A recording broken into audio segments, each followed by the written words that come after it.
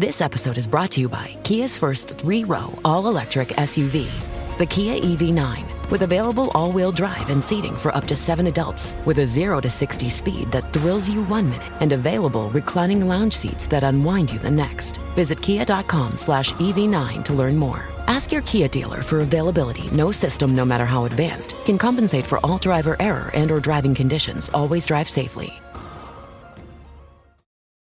I'm Mo Rocca, and I'm excited to announce Season 4 of my podcast, Mobituaries. I've got a whole new bunch of stories to share with you about the most fascinating people and things who are no longer with us. From famous figures who died on the very same day, to the things I wish would die, like buffets. All that and much more. Listen to Mobituaries with Mo Rocca wherever you get your podcasts.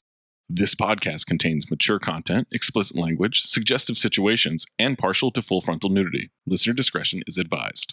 Don't let your kids listen to this. Did you guys know that He-Man is a comic book? No, it's not. They made a comic book, but after the toy came out. So that doesn't count then, right? That doesn't count. Your original source material must be comic book. All right, so He-Man was a cartoon, and then they made a comic. Well, no. He-Man was a toy. Toy. Which is a wild way to start. Wasn't. In the 80s. 80s, you just made shit. You said, buy it. People love this shit so much. We should make a whole movie and a cartoon. I had so many fucking He-Man toys, let me tell you. How many He-Man toys? I had Castle Grayskull. Like, I had all that shit, man. I was all in on He-Man. Of course you would. Yeah, man. I bet you were. He just glued a Big Jim figure into a battle action pose, put clay on its body, and had plaster casts made. That's how He-Man was born. Zach, I think I have dropped to a new low. Oh, boy. In terms of, I will follow on Instagram. What happened? The Prime Minister of Finland. Of course. She's a looker, man. Are you just finding out about her, Amin? Yes, I just found out about her last week. And she likes to get after it, too. She likes to get after it. She made headlines for being spotted at the club and losing her phone. That happened last year, I want to say. She gets after it. Okay. Look at that. You hear that? That was the sound. No, Zach is in on it. And I was like, all right. Okay. Look, I'm catching up on the news, guys. I'm catching up on the news. I spiked right here, by the way. That's me spiking. Call me George Spiking. The spiking drill. Spike Lee. Lee Harvey Oswald. Oswald Cobblepot. Benedict Cobblepot. Benedict Arnold. Ronald Drummond. Arnold Schwarzenegger. Patrick Schwarzenegger. Patrick Bateman. Jason Bateman. You watch the fucking news? That bell does not sound healthy, man. Boys, I'm happy to say, despite coming to you from Miami, I have the full complement of Cinephobe sounds. Wait, last we heard, you stopped bringing the slide whistle because you get stopped in the airport.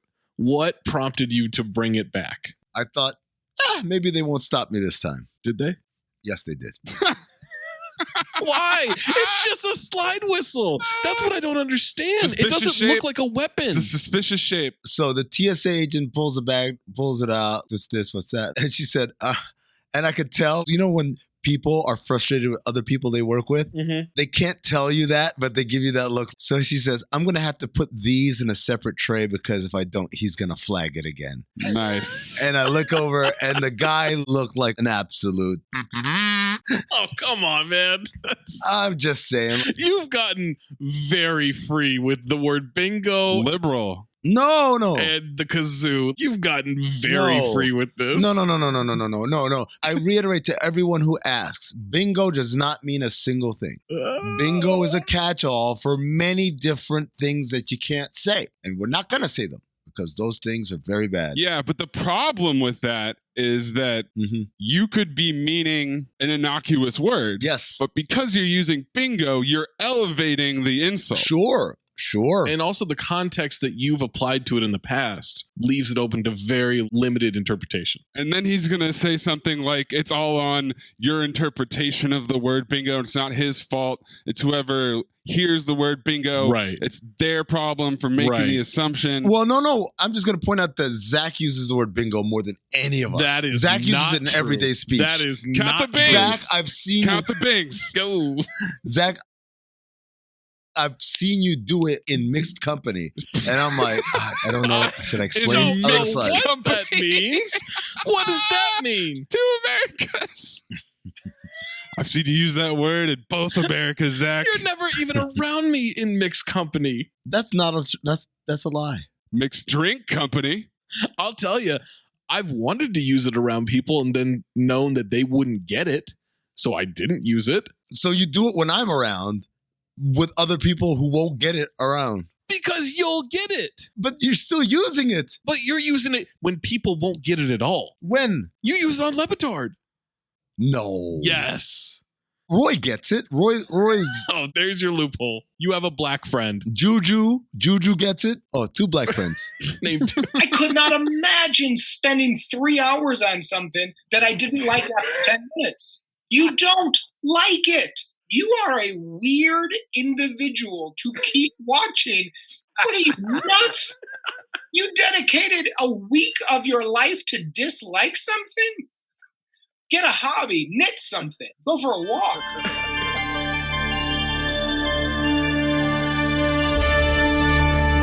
Previously on Cinephobe. How am I supposed to go back to the me before all of this pain? Excuse me?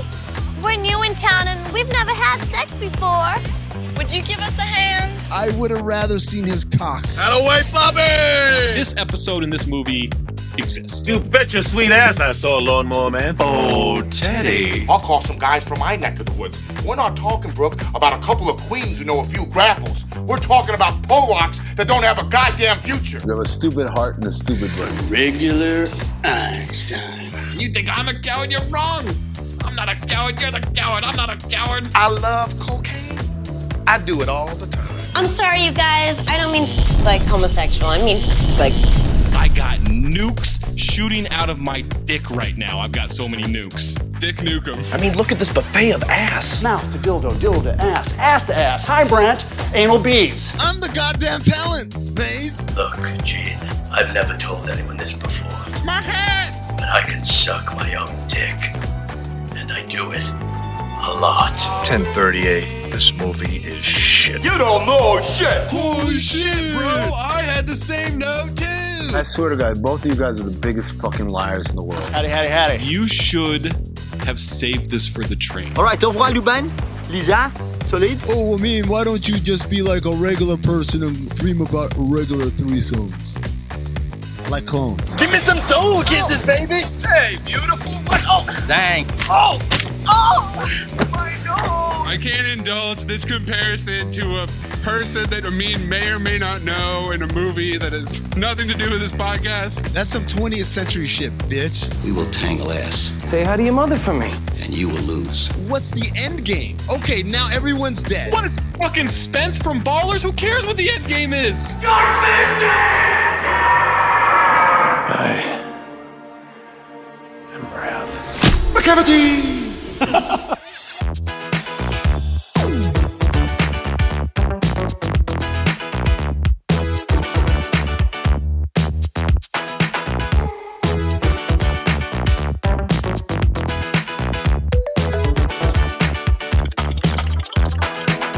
Welcome to Cinephobe, the podcast where we break down the movies you're afraid to admit you love. I'm Zach Harper. That's Amin Al-Hassan. That's Anthony Mayes.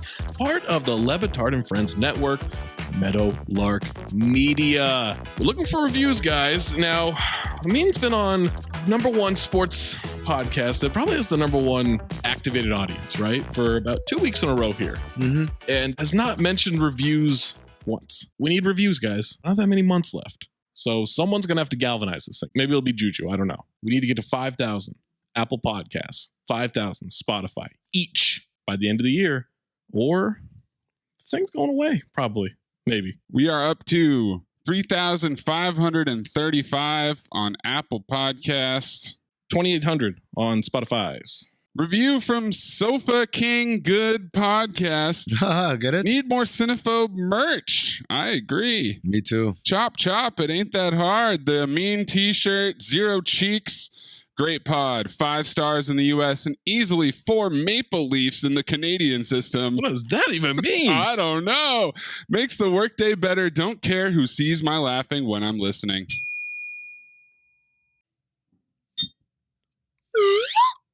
Did we lose Zach? No, I'm here.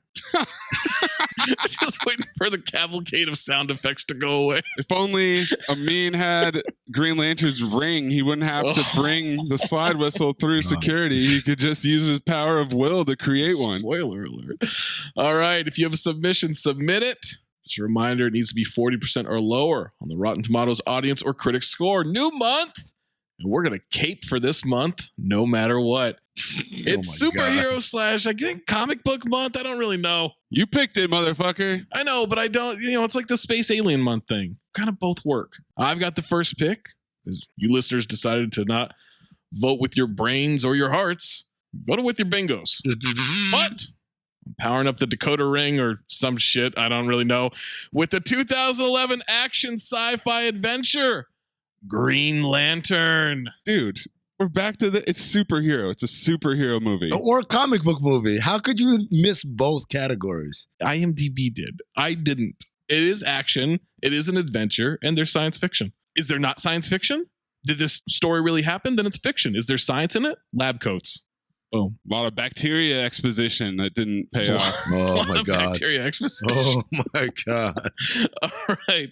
Green Lantern stars now 7-time repeat offender Ryan Reynolds. He did it the right way. Whomst you know from 6 Underground. He did it clean. A Million Ways to Die in the West.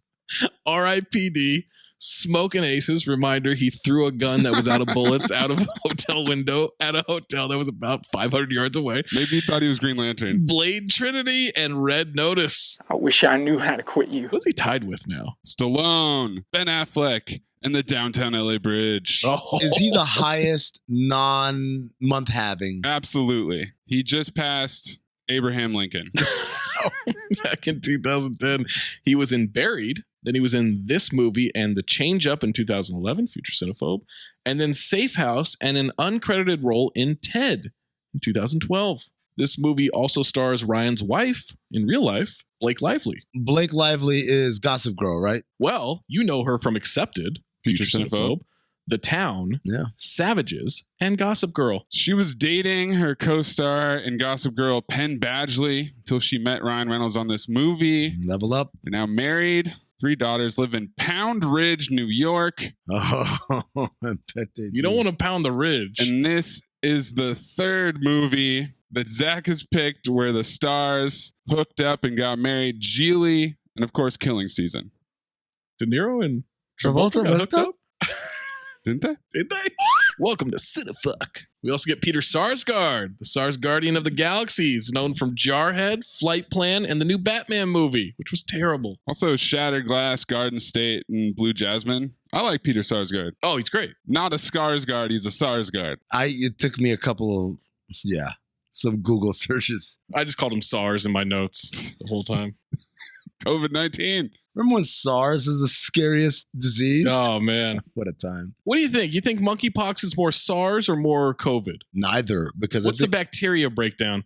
No, here we go. All right, we also get repeat offender Tim Robbins from Howard the Duck. I wish I knew how to quit you. It's a duck, man. So know him from Top Gun, Bull Durham, High Fidelity, and Tenacious D in The Pick of Destiny. Was he banging Susan Sarandon, or am I mistaken? They were married. They never got married.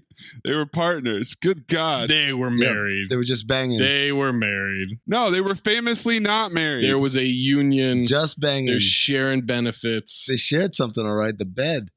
Benefits. Spouse, it does just say Gratilia Brancusi. He never married her, I'm telling you. That was 2017 to 2021. Jesus Christ. Is unnecessary. Just aim away from the mic. I did. Or mute yourself. Well, I can't do that. You fuck. It doesn't matter if he mutes himself, because then it'll come through on the local track. Yeah, he'll still get it on the Audacity. The Audacity, indeed.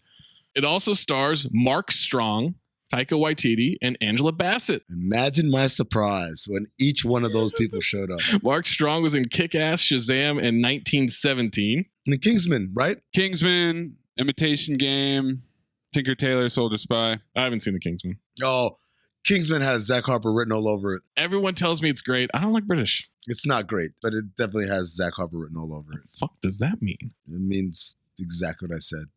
It's not great, hence. I was listening to Future Sport episode yesterday, and Amin was trying to bring back the swear jar, and so he just kept counting how many times I was swearing to no avail. Yeah, because you guys won't stick to the program. You said you thought we would get a bigger audience if we got that E taken off our podcast, which is not how that works. I still believe that. We're the only E podcast on the entire network. Good. You guys know that, right? Good. We should embrace swearing. We're adults. It's 2022. People swear. Get over it. It can be on TV. It can be on pods. It can be on movies. Taika, you know from What We Do in the Shadows, the good Thor movies, and Free Guy. He's good in Free Guy. First American movie role. Real surprised to go back and see him here. I was not expecting that. Angela, you know from Mr. 3000, This Means War, and Black Panther. I thought you were going to say Angela, you know, from The Rehearsal. You got repeat offender J.O. Sanders from Kiss of Death. I wish I knew how to quit you. John Tenney from The Closer on TNT. We know drama. Tamara Morrison from Speed 2 Cruise Control and Barbed Wire. No, from Star Wars. Yes, he's also Django and Boba Fett. Yeah, what the hell, man? I know, I left it out just to piss you off. No! No! What about my Star Wars? No! I'm going to take a whiz. Jeffrey Rush from Gods of Egypt. Michael Clark Duncan, repeat offender from Armageddon and Daredevil. I wish I knew how to quit you. Clancy Brown from Starship Troopers. Jeff Wolf from Bloodsport 2. Garrett Hines from The Last Rampage, once produced by Spotlight Media. Repeat offender Griff First from Battleship. Dana Rhodes, repeat offender from Abraham Lincoln Vampire Hunter. Laura Cayuette, repeat offender from Abraham Lincoln Vampire Hunter. Bernard Hawk, repeat offender from Disclosure. Lance E. Nichols, repeat offender from Left Behind and Snake Eyes. Kenan Kepper, repeat offender from Battleship. I like how you know that this is getting sped up, so you're speeding it up now. I appreciate that. Edward J. Clare, repeat offender from Abraham Lincoln Vampire Hunter and Battleship. Raymond DeLon from Abraham Lincoln Vampire Hunter. Crystal Kincaid, repeat offender from Battleship. Tony Lawson, repeat offender from Battleship. Johnny Santiago, repeat offender from Battleship and Left Behind. I wish I knew how to quit you. Green Lantern is directed by Martin Campbell. He directed Sex Thief, GoldenEye, Mask of Zorro, Vertical Limit, and Casino Royale. Really missed out on doing Sex Thief for Heist Month. Does that qualify? What is Sex Thief? What do we think that is? Seems pretty straightforward. It's a dude who steals sex. No, I mean, hold on. Oh, it's a softcore porn. Of course it is. The softest, of course. 1973. An inspector and an insurance investigator both have a major stake in revealing the identity of an audacious jewel thief.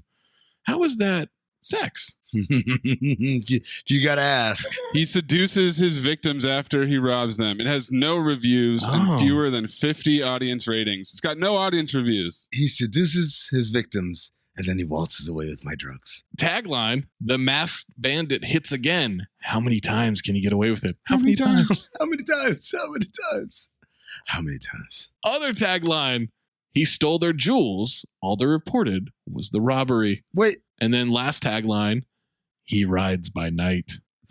Wow, okay. I thought you were doing Green Lantern taglines. And I was like, that one doesn't make sense at all. Still on Martin Campbell and Sex Thief. The Nightman cometh, crept in there at the end. 4 writing credits for Green Lantern, not the Sex Thief. We've got Greg Berlanti or Berlanti. Okay, that was a Berlanti. Berlanti, yes. Cuck O'Leary from Cuck O'Leary and Mike LaSalle. Time magazine called Berlanti the most prolific showrunner on TV. I mean, Dawson's Creek, Arrow, You, The Flash, Supergirl, Riverdale, All-American, Batwoman, Titans, Doom Patrol, Flight Attendant. He also wrote Wrath of the Titans. This guy's cinephobe. Good, my boy. Michael Green wrote Logan, Alien Covenant, Blade Runner 2049, Murder on the Orient Express, Jungle Cruise, and clip it, Mayes, Death on the Nile. And enough champagne to fill the Nile. Hey! Oh, champagne! Oh, I knew it. Champagne! The champagne. Champagne. Champagne. To fill the Nile. 2 other dudes with the initials MG. Yeah, Mark Guggenheim wrote Percy Jackson's Sea of Monsters and Arrow, and then Michael Goldenberg, Bed of Roses, Contact, and Harry Potter and the Order of the Phoenix. Synopsis for Green Lantern. Reckless test pilot Hal Jordan is granted an alien ring that bestows him with otherworldly powers that inducts him into an intergalactic police force, the Green Lantern Corps. Not that otherworldly. It's otherworldly? What are you talking about? Everything he makes is from this world. But he has the powers to make otherworldly powers. Otherworldly. Even if the way he uses it is decidedly worldly, confusingly worldly at times. He is the worst solution finder in the world, I'm convinced. Yeah, he is. How would he be able to think of things, though, that aren't of the earth? It's a real conundrum. Get some fucking imagination. Do some intergalactic exploring. What, you think he should have hammered them all with dildos or something? Like, what are you talking about? That's from this Earth. That's Zach's version of otherworldly. Sex thief. He's got sex thief on the brain. Tagline: one of us becomes one of them. I wanted you to do so badly. He comes in. He rides by night. Ironically, Eric Spolstra once said that to me. Look at me, Louie. Play that music. But yes, he said, used to be one of us, now you're one of them. Other taglines: in brightest day, in blackest night, no evil shall escape my sight. Let those who worship evil's might beware my power. Green lanterns. Line: light. Way too long of a tagline. Way too long. How about this one? In our darkest hour, there will be light. Terrible. One of us becomes one of them is the best one, and it's not good. Yeah. It's confusing. $200 million estimated budget. Oh, boy. Grossed $116.6 million US, $219.8 million worldwide. But not a success. Okay, so this has come to my attention. The Matt Damon thing? I did this movie Behind the Candelabra, and I talked to a studio executive who explained it was a $25 million movie. I would have to put that much into print and advertising, right, to market it, what we call P&A. So I'd have to put that in P&A. So now I'm in $50 million. I have to split everything I get with the exhibitor, right, the people who own the movie theaters. So I would have to make $100 million before I got into profit. It's not including the marketing costs. Haven't we talked about this before? I thought we knew that. Yeah, I mean, I've known that. And he said it was double. Yeah. Which seems a little, for a movie like Green Lantern, maybe? It was everywhere, man. His point was kind of a little bit invalid because he was picking like one of his niche movies. Behind the Candelabra. That one did not get 50 million of marketing and promo. No chance. I never saw a trailer for it. It was an HBO movie, right? Yeah. Yeah, they're not marketing shit like that. Unless it's Game of Thrones. For a movie like Green Lantern, 100%. They put a shit ton of marketing into it. I think it's safe to say any of these movies that were big critical flops, they're spending more money on the advertising to try to overcome the bad publicity from the critics. Oh, absolutely. Yes. The texture, the consistency, the color, it's definitely come. Well, no, it's overcome. Before we... Why does the bell sound unhealthy? That's what I don't understand. The bell sounds like Greg Cody. Before we jump into this movie and you listen to the rest of this podcast, Green Lantern is available on HBO Max. DC Universe. Oh, I left the last title in. Green Lantern, Not Man on Fire, receives 26% from the critics on 248 reviews. On Rotten Tomatoes, 45% from the audience on over 100,000 ratings.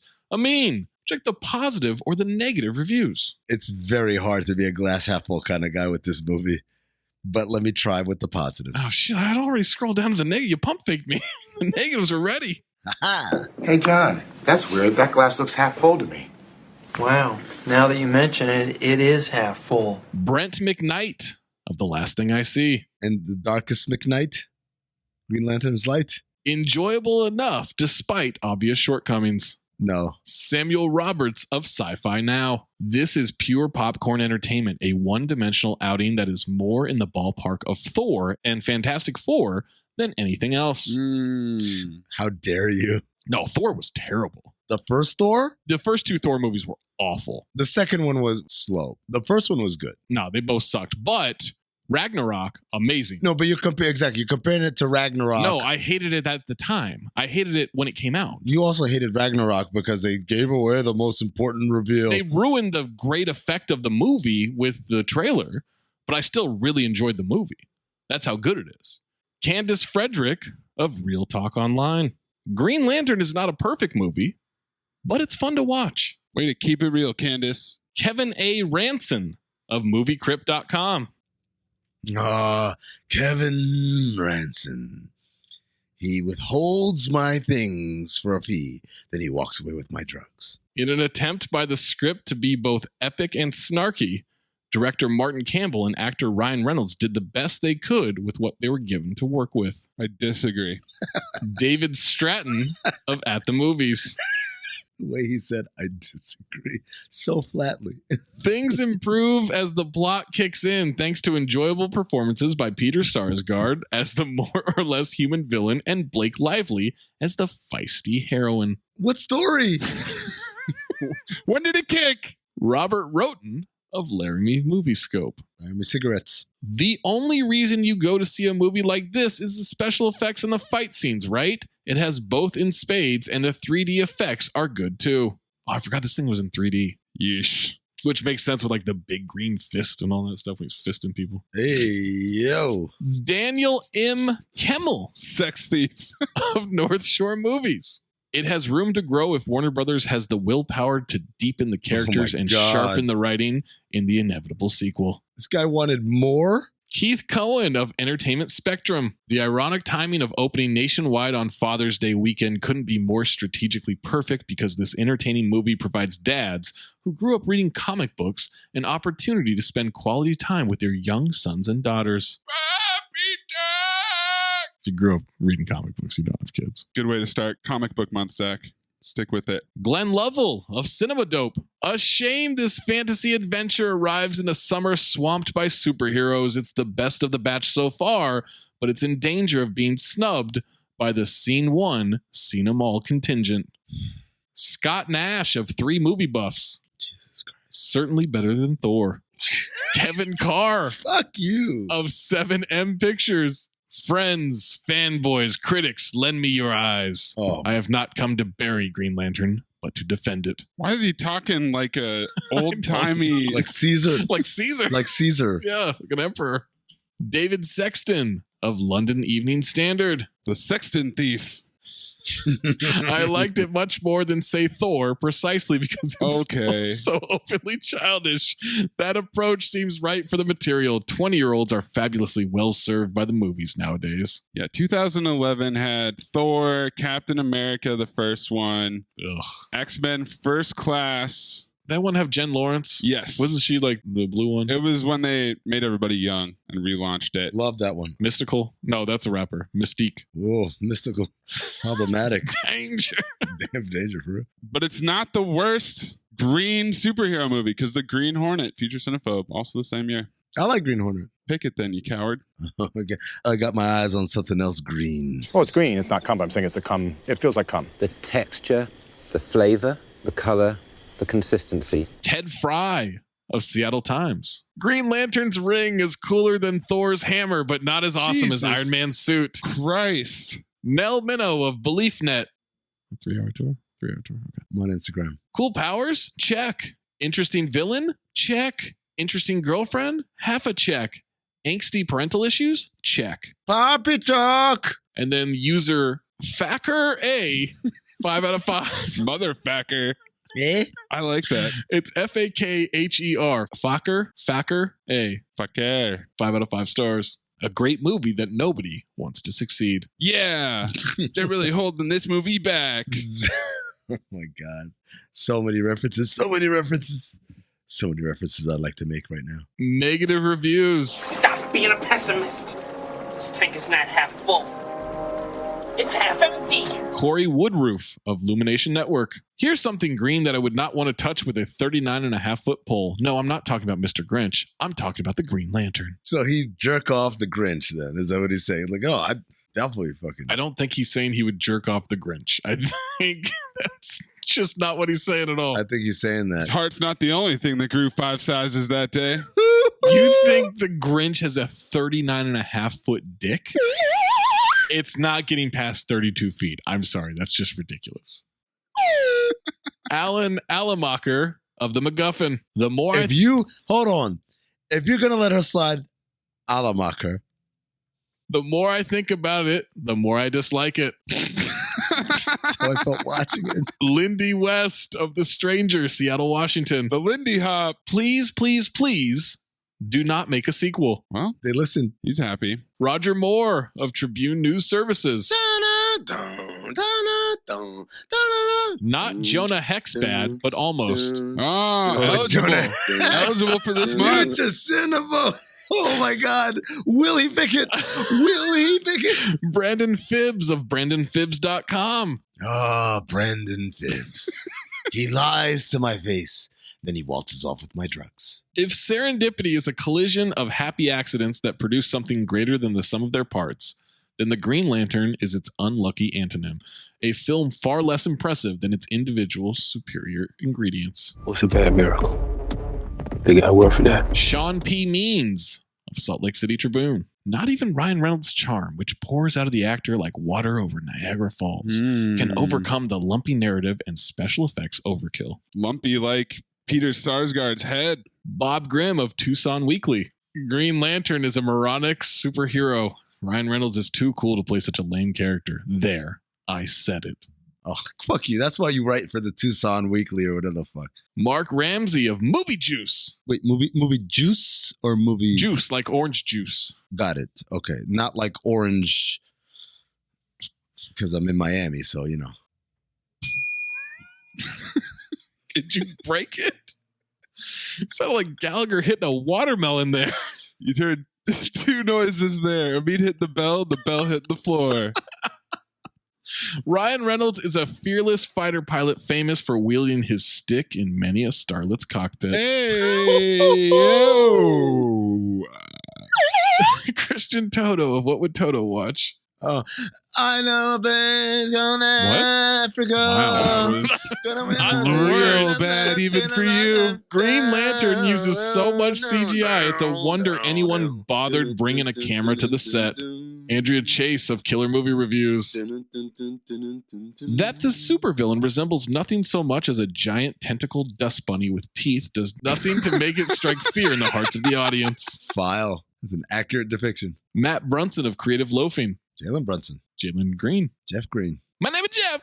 Green Lantern. Shit, it was right there. Damn. To compare this to truly abysmal efforts like Catwoman and Batman and Robin would be an exercise in misguided grandstanding. At the same time, the middling results suggest that Hollywood might consider cooling it on the super sagas for a while. Parentheses, fat chance. There's a part of me that really gets legitimately terrified. The more movies we do, the more I hear these movies mentioned in conversation or in other reviews, and we're like, we've done that one. Yeah, we've done that one. Yeah, we've done that one. First is like pride, and then it turns into like a pang of terror. Like, Jesus Christ, what have I done with my life? Tom Long of Detroit News. As a disjointed rumble in the cosmos, it's both too much and too little and too dorky looking. In this case, green means stop. Reality just changed sides. And then two more. Bill Clark of From the Balcony. Green Lantern isn't just bad, it's Fantastic Four bad. Future Cinephobe. We should do Fantastic Four month. Lose the poll. User 301C, half star out of 5. Without this movie didn't flop, we wouldn't get Deadpool, okay? Just be grateful. And more podcasts after these messages. Listener, what's up? Zach Harper, coming to you live from Just Making My Picks on Prize Picks, the largest daily fantasy sports platform in North America. For my money and your money, the easiest and most exciting way to play DFS. Again, that's daily fantasy sports. It's just you against the numbers instead of battling thousands of players, including like pros and sharks, those people that really try to game the system and screw you over. You just pick more or less on 2 to 6 player stat projections and watch the winnings roll in. Basketball's here, right? So check this out. This is the cool thing that I love from Prize Picks. You can now pick combo projections across football and basketball from the Specials League, a league created specifically for combo projections that includes 2 or more players from different sports and leagues. So if you want to do like more Patrick Mahomes yards and less James Harden points, you can do that. You can do that combination. You can do any combination that they have on there. You just go to the Specials League. You want to play alongside people. Maybe you don't want to go it alone. Maybe you want to play alongside people. You can go to, I don't know, Meek Mill, Andrew Schultz. You find them in the community plays under the promos tab of the app to view entries from some of the biggest names in the Prize Picks community each week. And best of all, Prize Picks even offers a reboot policy so your entries stay in play even if one of your players gets injured. For football and basketball games, if you have the player who exits the game in the first half and does not return the second, that player is rebooted. Prize Picks, the only daily fantasy sports platform with an injury insurance policy. So I'll tell you what you do. You go to prizepicks.com/ding and use the promo code DING, D-I-N-G, for a first deposit match up to $100. Let me say that again for you. You go to prizepicks.com/ding. You use the code DING, D-I-N-G, for a first deposit match up to $100. $100 from our friends at Prize Picks. Prize Picks, daily fantasy sports made easy. Amin, what is your first note? I won't lie. I was pretty proud of this first note. Billions of years ago, a race of immortals harnessed the most powerful force in existence, the emerald energy of intro narrator exposition. Maze, what is your first note? The most powerful force in existence. 10% luck, 20% skill, 15% concentrated power of will, 5% pleasure, 50% pain, and 100% reason to remember Cinephobe. It's not wrong. Clip it, Maze. My first note, how many fucking times we start off with narration exposition to begin a movie? I can't tell if all movies do this or just Cinephobe eligible movies do this at this point. Tomar Ray starts us off by telling us, it doesn't matter, it's lazy writing. They divided the universe into 3,600 sectors. Who cares? It's a Wikipedia entry. Why do we need to know it? They divided the universe up amongst the Guardians. The Guardians of the universe, not the galaxy. Right. The planet Oa. A ring powered by the energy of will has sent to every sector to select a recruit. In order to be chosen by the ring, it was said one must be without fear. Form the intergalactic peacekeepers known as the Green Lantern Corps. He said it. They really thought they were doing something with this intro. This whole time we've seen a bunch of green shit throughout the universe, and holy shit, he's not done yet? More narration exposition. There's more. All the threats the Corps ever faced. The greatest was an entity of fear known as Parallax. Whatever. Now we see orange alien head type of head thing glowing with eyes and orange aura, and just clip in. And here he comes out the room, and I look at him, and I'm not bullshitting, man. I seen like an orange, his aura or whatever. I seen it. It was orange.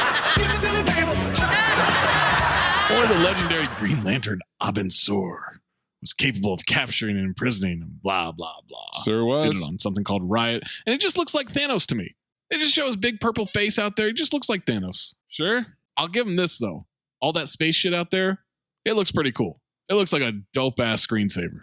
I liked it. A ship has crashed on Riot or something. I don't know. It's the lost planet of Right. Some generic alien type of suits are looking around the wreckage before they fall into a cavern of some sort. We see Paralysis open its eyes deep in the cavern. Aliens are levitated into the air, and I wrote, that's telekinesis, Kyle. How about the power to move you? Have you guys ever noticed? Mystery, a wonder boy, young nasty man. You guys ever noticed that?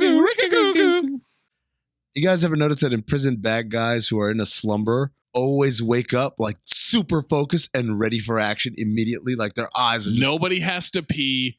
No one's disoriented. It's never a slow blink of like, what's going on? It's always like, eyes open. Okay, it's time to fuck people up. Ready for action immediately. Ready for action immediately. Parallax tells them, you are afraid. Good.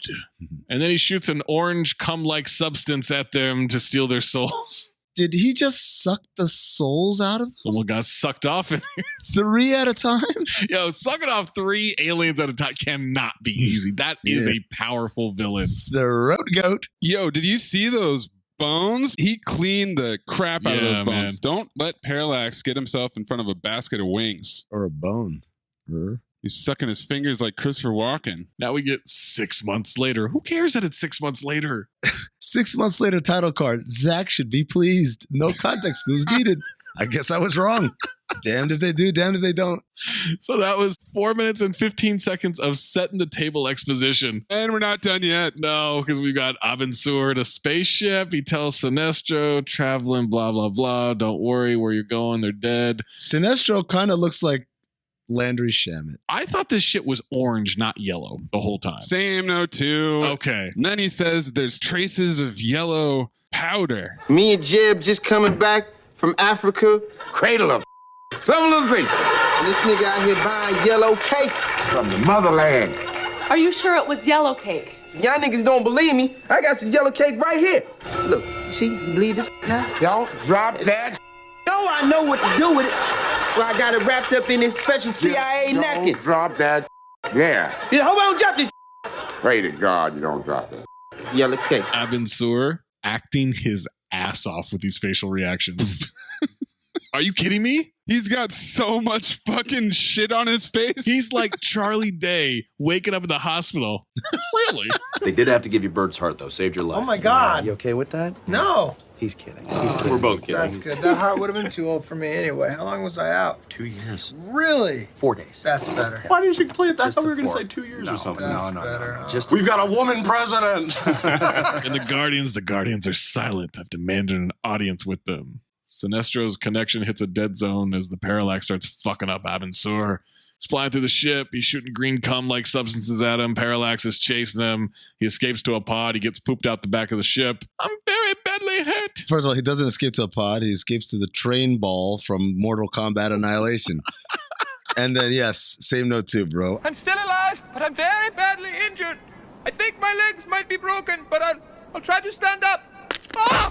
Yes, they are broken. Tell the Guardians, it's Parallax. He's heading to the nearest planet for a selection process. I wonder what planet it'll be. Cut to who I thought was Blake Lively, naked in bed with Ryan Reynolds. Nope. He's late for work. He's got turn of the century bitch hair and TLCB music playing as well. Sum 41 on the soundtrack. Tells her he's got to run, but make yourself at home. There's water in the tap. Chivalry. And that's when I realized it's not Blake Lively, and I wondered, did I just pull him a mean? He's driving fast. He's trying to wrap a present at the same time. He almost hits 2 cars. We've got some fighter jets position. Is this the future Cinephobe stealth? These are state-of-the-art AI fighter pilots. Tim Robbins looks like a silver fox, by the way. There is a constant infatuation in Hollywood with the theme where we're building this military thing and we'll never need humans again. And then there's always humans can do things. But what about the spirit of the human? They do this all the fucking... They just did it again with Top Gun, didn't they? Yes, they did. Also, a note that's coming up pretty soon. Those 2 movies look very different. Tim Robbins says Carl isn't just blowing smoke to get a contract. General, your staff, these contracts in my office, we've all been part of this from the ground up. You would already know that. Today, the rubber meets the road. Combat simulation. 2 sabers against 2 pilots. Ryan Reynolds pulls into the gates, gets all over the parking lot, rushes to get changed. Blake's already there in her jumpsuit. She is pissed. Hey, I was going to maybe do a little flying today. What do you think? I think you're late. Yeah, but it's only because I slept in. I used to sleep in, then I turned 11. I remember when I had my first beer. I've gone up against these sabers all week and they've smoked me every time. There isn't anything you can do that they can't do better, faster, and without disappointing women everywhere.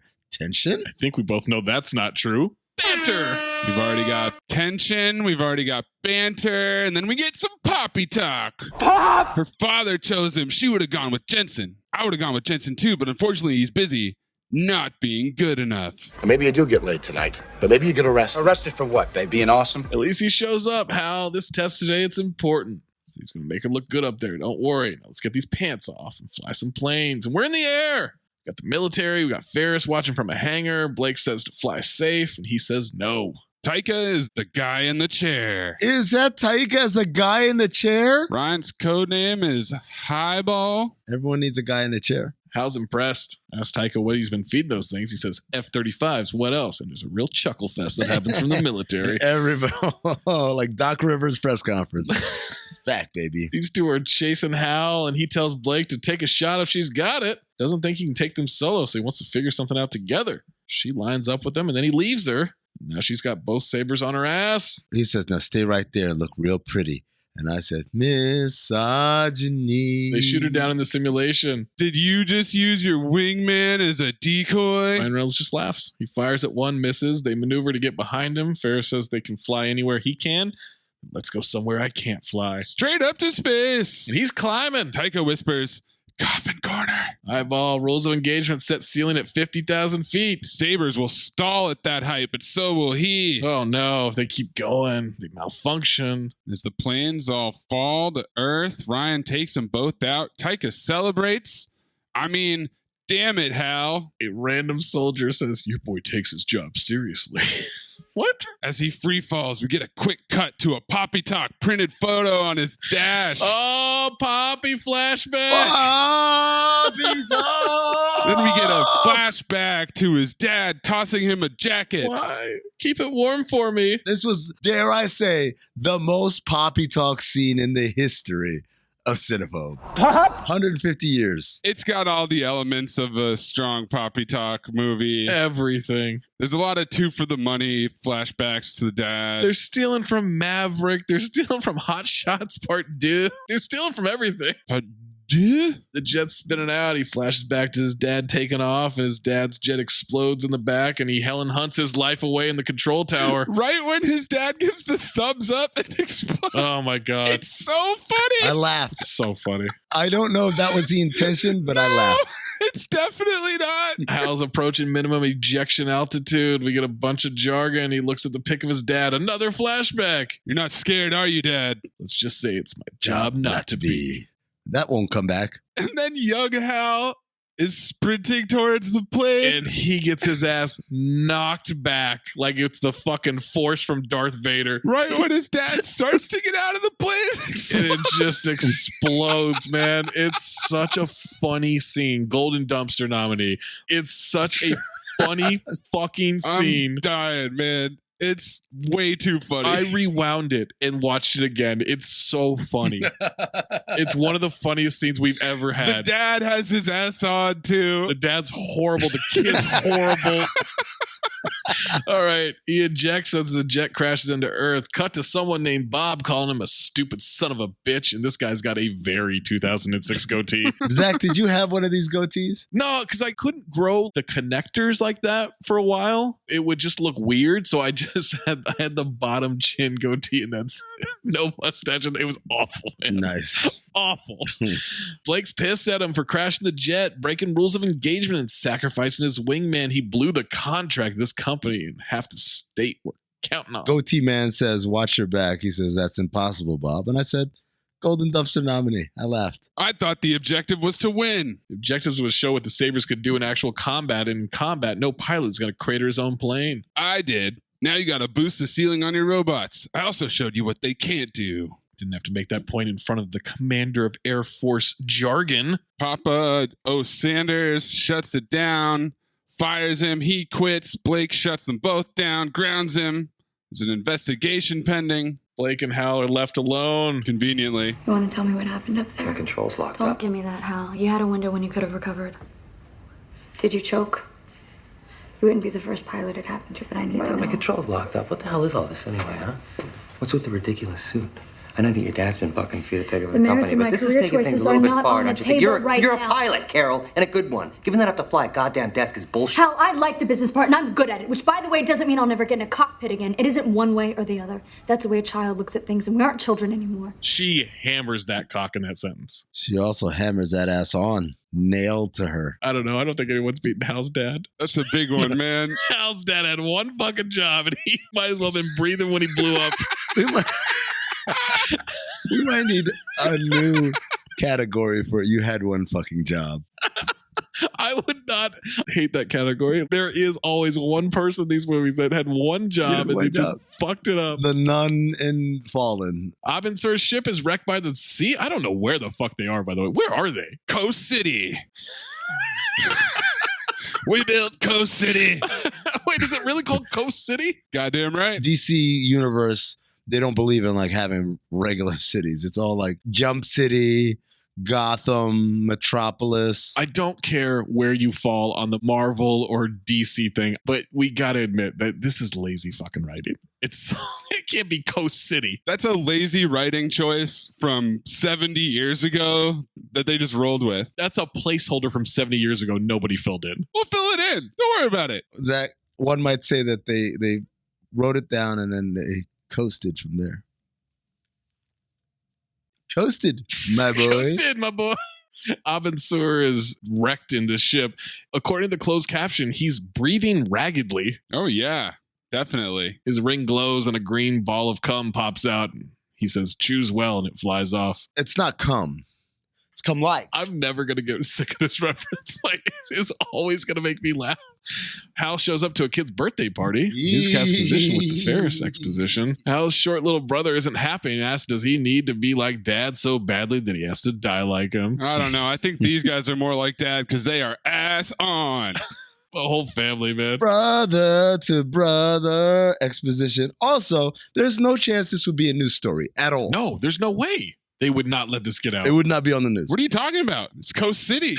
You think the Coast City news team is just unbeaten? They know about his dad. His dad's photo is in random bars across the city. This is frontline news. Whoa, you're too soon. You are too soon. What about the exposition about your motorcycle accident? Huh, Hal? Oh my God. Hal says he did his job. It was an accident. Everybody walked away. Like your motorcycle accident? Callback. The one that put you in a hospital for a month? Oh my God. So much exposition. Jack Jordan looks like Squeak from Basketball. I could not stop thinking about Squeak. Hal's nephew is sulking in his room. What's up, Ace? This is the worst 11-year-old's birthday party I've ever been to. No dancing girls? Kid got freaked out. Nothing to worry about. It may be a total screw up in every other part of my life. But one thing I do know how to do is fly. This kid's 11. You should not be using him as a therapist. It's a good thing that he gives him this newspaper-wrapped shoebox as a present. It's got an X-1 Starfighter in it. He hangs it up. Kid asks what happened when he crashed today. He's scared. It's my job not to be. Poppytalk catchphrase callback. Hal makes him go to his own birthday party. This kid sucks. Before he leaves, he launches a Hot Wheels car. Future callback. Like Teddy Rex shooting out cookies at himself. I'm so happy that this kid, that was his only scene. Get up out of here. Yeah, I was hoping he died. As he walks out to his car, that green orb of cum grabs him and flies him to Abin Sur. It's not cum, it's cum light. The CGI on this looks terrible as he's rattling around this orb. His first reaction is to yell, no, get off. And I'm like, buddy, you're flying through the air. Just want to remind you, Jurassic Park came out 18 years ago. It drops him on the beach in the middle of the night. And he is not thrown off by any of this shit. No. He sees the wreckage and just starts searching for a body. He just runs straight to it, jumps in the water. How did I get here? He doesn't care. Where's my car? Staring contest right now. There is tension in this stare between these two. Snacky Tuna, I'm alerting you to the scene where Abin Sur turns and looks at him. Abin Sur does not have much time left, and he's got a lot of exposition to get through here. I'm Abin Sur. Here's the ring. Put it in the lantern. Place the ring. Speak the oath. Great honor. Responsibility. Uncle Ben Sur. Even Abin Sur is about to, or some shit, I don't know this thing. What is Hal short for? Halbert? Have we done this before? I just got the craziest deja vu. Not for Hal. It's Mandrew. You guys think of Mandrew. No, we also did Hal. We never did Hal. Hal is short for Henry, Harry, or Harold. Halliburton. Then he gets the fancy Bluetooth speaker out of Abin Sur's ship. Brian calls Taika, who comes to pick him up in a Jeep. Is that a spaceship? Yeah. Is it real? It's real. 4 people wrote this, huh? Hal says he was a soldier. He wore a uniform. Then he shows him the ring. Like, what's happening here? Who cares? He gave me this. He proposed. I like that. Ass off for Taika also. Golden Dumpster nominee. Helicopters are flying in search of this thing. They drive off. Tom hopes the lantern isn't radioactive, and then it lights up and freaks them out. He said, the ring chose me. It was a great honor. Responsibility. Responsibility? You? Maybe on their planet, responsibility just means asshole. He says, let's hope so. Banter. Up in space, Sinestro tells some kind of council Abin Sur is dead. The Guardians. One of these Guardians looks like Wendy from Hook. What? The old Wendy? Yes, the old Wendy. No, the old Wendy. What's her name? Maggie Smith? Damn. Remember the horny Wendy? What? When was she horny? Oh, you remember. She was horny. Ah, man, that's not a way to talk to a dame. 4 of the Lantern brothers killed. The inhabitants of 2 worlds annihilated by an unknown enemy. An enemy that possesses a yellow power of fear. It's growing more powerful with each encounter. These Guardians are all ass on. I like how everyone has their eyebrows done. They're aware of the threat and assessing the situation. Please remain patient. Stay on hold. While you assess, innocent lives will be lost. Take the fight to this enemy. It's too dangerous. The danger is too dangerous. Danger. Sinestro wants to renew their faith in the squadron. Prove they still got it. Second mystical reference. Cut to Sarsgaard playing chess on a computer and eating alone. Alone. He's got 3 computer monitors and a laptop. Putting hot sauce on sauerkraut, I believe. Ugh. That sounds delicious. Doorbell rings. 2 guys need him to come with them. They take him with a bag on his head so he doesn't know where he's going. I thought it was because he's ugly. You know it's high security when there's a retinal scan. I'm a fan of the retinal scan. Love it, man. Such a great tool in movies. Angela Bassett greets him, takes him to a lab. She's Dr. Amanda Waller, which is Viola Davis's character in Suicide Squad, except a doctor. What a sweet duster Dr. Hammond has on. We see the body of the alien. I'm looking at him and I'm saying, no. he looks like Landry Shamet. Oh, Sarsgaard. I said Sinestro looks like Landry Shamet. Then I'm like, no. She says alien, first that mankind has encountered despite what the conspiracy theorists would have you believe. Yep, that didn't age well given the declassification of the UFO stuff. Amanda Waller just told Dr. Ammon to keep his third eye open. He says, is that what I think that is? And I wanted to say, that's his cock, yes.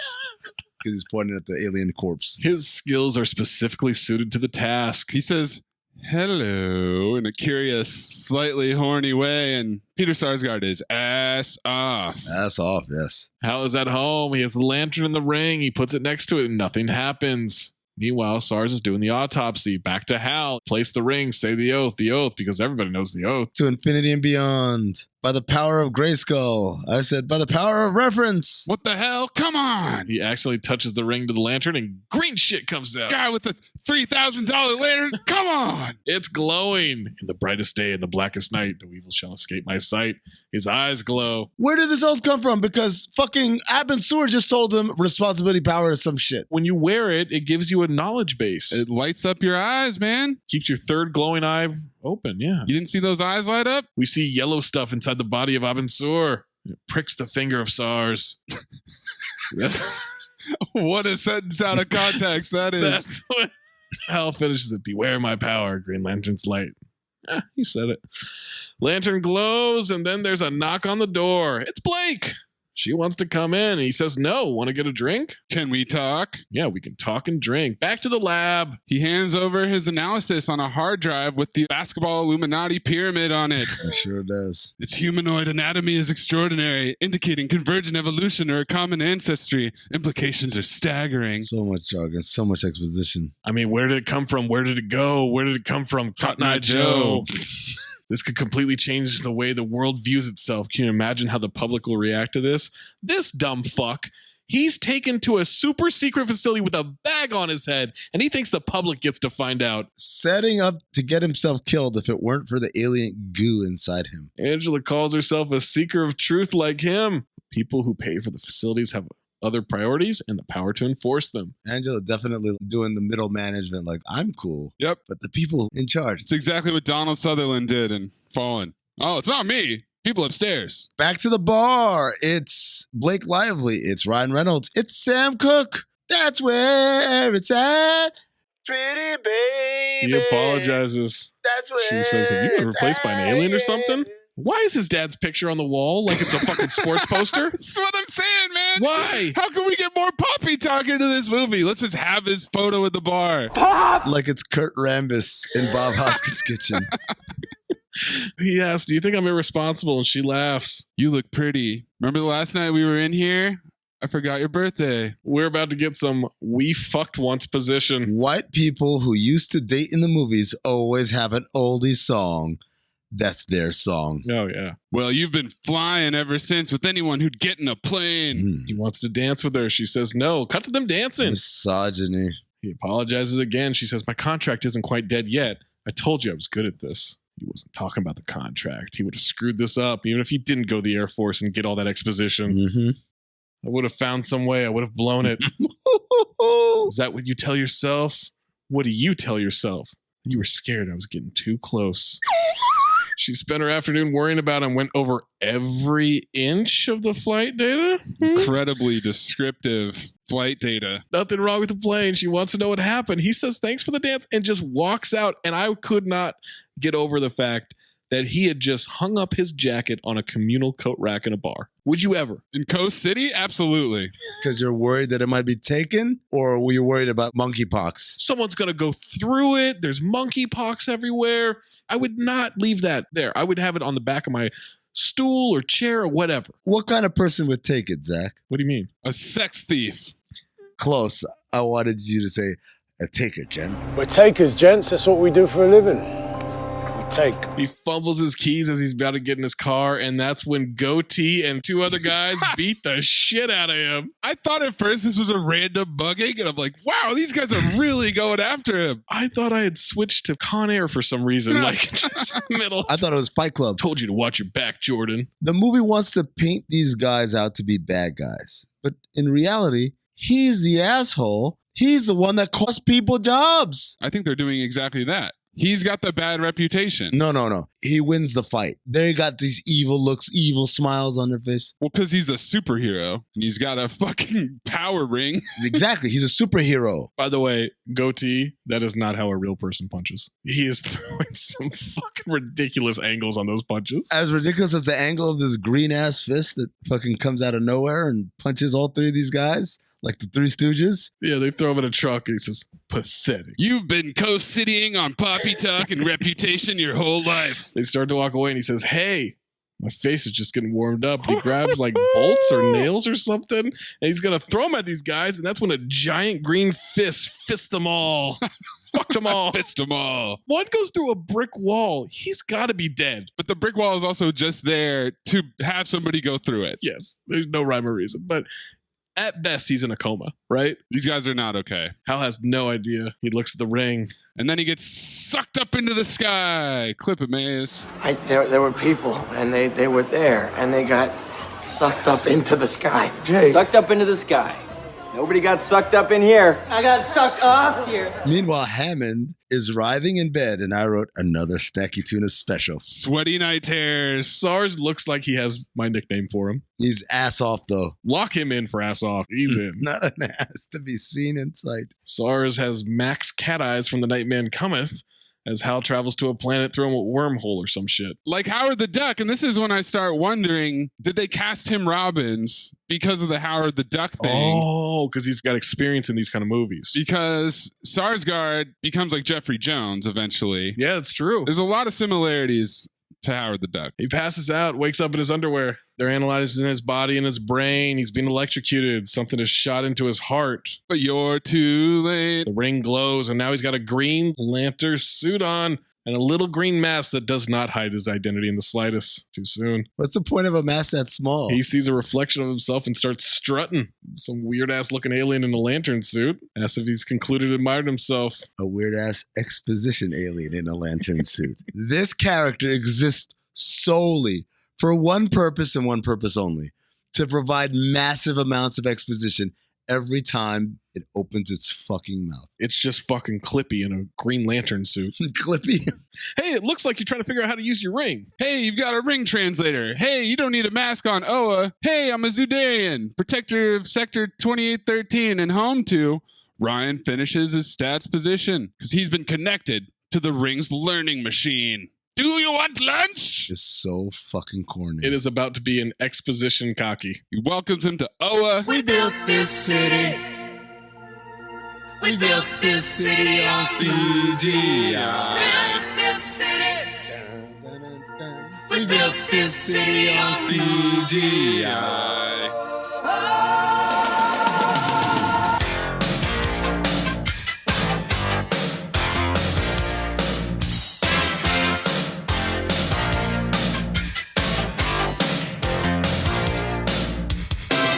We built this planet created by the Guardians. There stands their citadel, immortal, most ancient of all races. They made all you see. He's just repeating what he said in the fucking open. Sure is, Zach. Keepers of peace, order and justice, highest of honors, greatest of responsibilities. If there's a term I hate more than anything, it's time immemorial. Fuck you.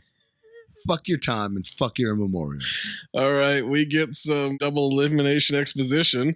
Power comes from the will of every living creature, blah, blah, blah. Suit is energy. Lantern charges the ring. I'm going to teach you how to fly. Okay, I'm down with that. I know how to fly. And then he just takes off. No plane. Maybe I don't know how to fly. Then he falls. Then there's uplifting music. And his head is just floating in space while they do spins and shit. Green is the color of will. It's the strongest source of energy. There's a central battery. It charges your lantern, which in turn charges your ring. Sinestro flies down to talk to the masses of lanterns. Face an unprecedented danger. Parallax killed 4 of them. Is that a space bee in the crowd? Is this a bee movie? This is a bee movie. Yes, absolutely. That's the same bee from Lawnmower Man. Just the one that became a Green Lantern? Yes. 4 of them died. He's one of the replacements. Or she. Could be a Queen Hornet. Bees don't lie. We're getting a lantern posse together to destroy the Parallax. Never been defeated, never lost. LeVar Ball is the leader of this squadron. But I don't need to tell you your duty. I don't need to tell you who we are. We are the core. Everybody chants, we are the core. Terrible chant. Awful. Terrible oath. Awful. These guys need to work on their marketing. I also hate the word core. It should be corpse. It's a dumb word. More Tomar exposition. Sergeant Exposition is back. We'll turn thoughts into reality. Everybody shoots their ring lights into the sky. Looks like the fucking Luxor. All right, now it's time for training. Will turns thoughts into reality. To master the ring, you must learn to focus your will and create what you see in your mind. The ring's limits are only what you can imagine, or just things you've seen on Earth. Yeah. For those of you that want to know what we're all about, it's like this, y'all.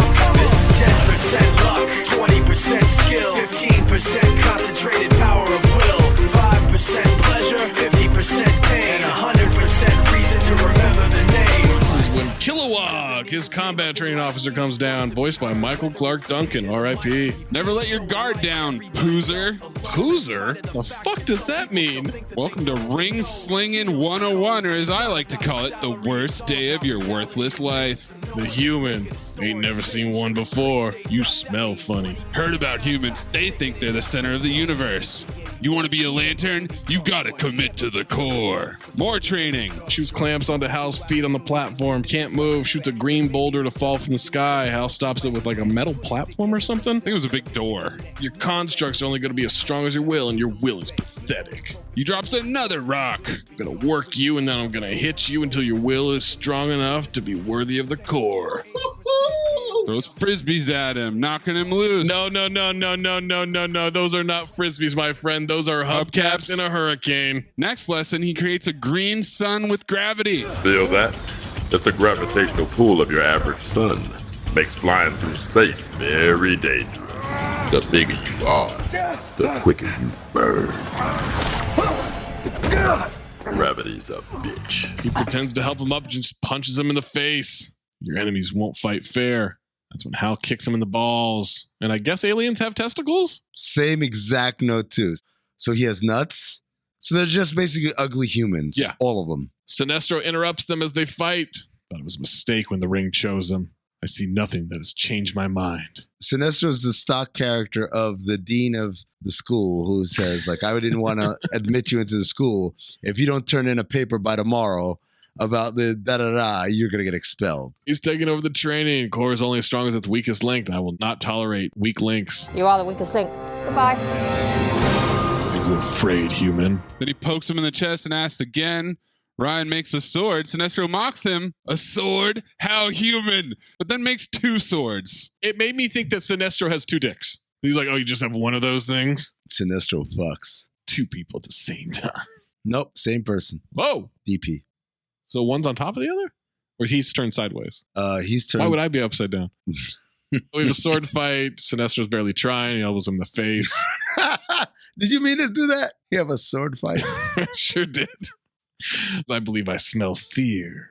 He makes the swords into an X by Hal's throat. I'm a Green Lantern. I fear nothing. We get him kicking Hal's ass, giving talking lessons. Fear is the enemy of will. Will is what makes you take action.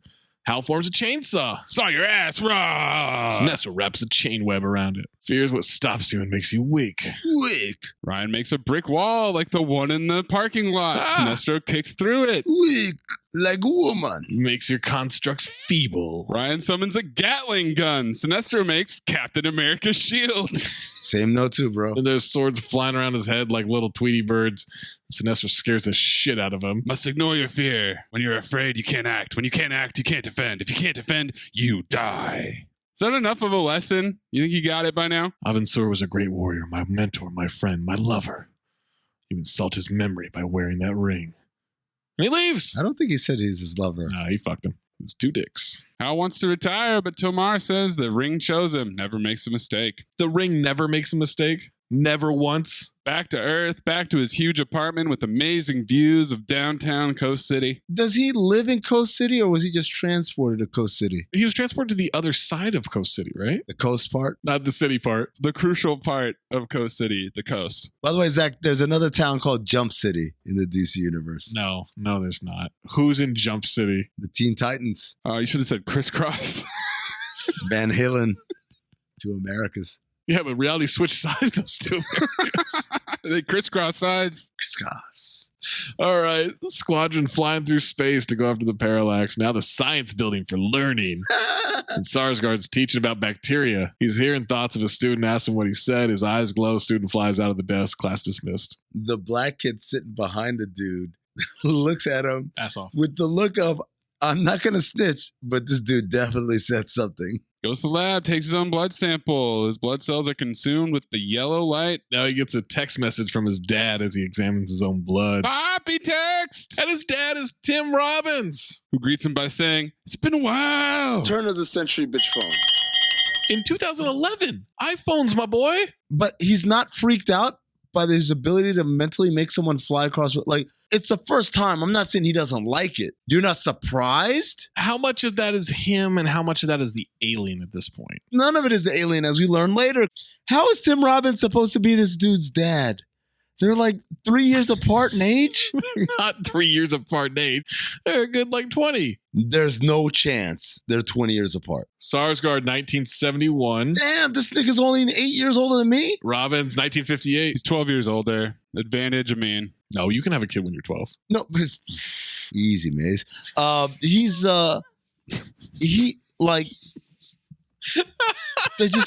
They're clearly.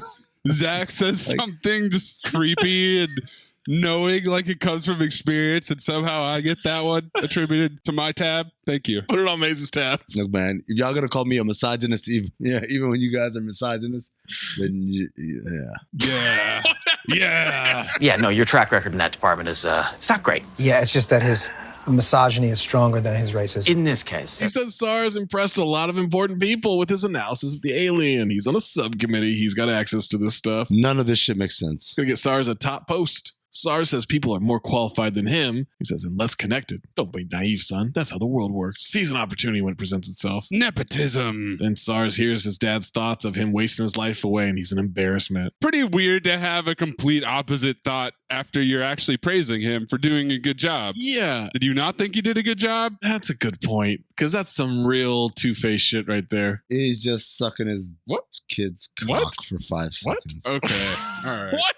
How many Miller Lite did you just have in the last 5 minutes? I mean, it's useless. We're 4 hours in and he's already drunk. He's got to do something at 1 a.m. He's going to be drunk. Cinephobe is going to be at 1 a.m. and he's not going to be able to do it. Like, wait, are you kidding me? He's hammered. Squadron of Lanterns go to fight Parallax at the edge of the Milky Way. They blast him with a giant net and nail him down. So it's not just Ryan Reynolds. None of them have any kind of imagination. You could go to a hardware store the next time you need to do a Green Lantern fight. Breaks out of their green chains, fires them all into space, rips their souls, and sucks them off. That was it? The fucking squadron of the bravest lanterns? That's the best you got? A fucking net and some nails? How does Sinestro's cowardly ass get out of there? Sinestro just watches them die. Yeah. Parallax is headed for Oa. No one's ever done that. Demands answers from the Guardians. There was a great debate if power would be enough. They swore never to use fear, but the power was too unpredictable. Chance of corruption was too great. And so we decided against this. All of us, that is, except one. Alone. This Guardian entered the Forbidden Chamber. In a hurry. And I said, tension? Prove the light of fear could be mastered, could be tamed. I don't know what happened here, but I thought they were talking about what's next. Like, hey, we'll fight him with his yellow ring. And then I realized, I was like, oh, this is exposition. Oh, yeah. This has already happened. The Council of Exposition. It's a film noir exposition. Citadel exposition. My favorite part is it says, and then it was called Parallax. And I said, wait, so parallax has nothing to do with the word parallel? Or parallax, the word that it's named after. Huh. Exactly. Yes. And my favorite is during this exposition, there's just a shot of the stump that used to be his chair. Yeah. What happened? He left and they just broke his chair off crudely? Like, why is it broken? Why isn't it just an empty chair? Also, are they just always there? Yeah. They don't sleep. They don't fuck. They don't go do stuff. They don't go watch a movie. No. What a boring ass life. I would not want to be an immortal. Zach, they fuck. They do fuck? How do you know, man? I have my ways. Because they've been guarding that ass. I should say they get fucked. His intentions were pure, but his hopes were naive. Abin Sur was charged with imprisoning the Parallax. Now they got to fight fear with fear, forge a yellow ring. Now we're at a party. Tim Robbins arrives in the middle of it in a helicopter. What's up with this singer's hair? This dude has the weirdest fucking hair since David Alan Grier in Tiptoes. It's Korsky. It's Korsky? Orange juice? No pulp. That hair is sacrosanct. Hal and SARS are near each other. Robbins comes up. Hal Jordan, worst pilot I've ever seen. Or the best. Not sure. There are thinkers and there are doers. Hal is a doer. Hal says thinkers make what he does possible. Wouldn't have a plane to fly unless someone thought it up. He's doing that to be nice to SARS, right? Yeah, they were childhood friends. Yeah. Hal goes up to Blake. Says nice. She thinks it's about the old plane she's standing next to. It's about the dress. Oh! It's not this innocent comment that you thought it was. It's me being misogynistic. Please clip that, Mace. She compliments his suit. Didn't know he owned one. Yeah, I've been shaking up the wardrobe lately. The Green Lantern suit. I get it.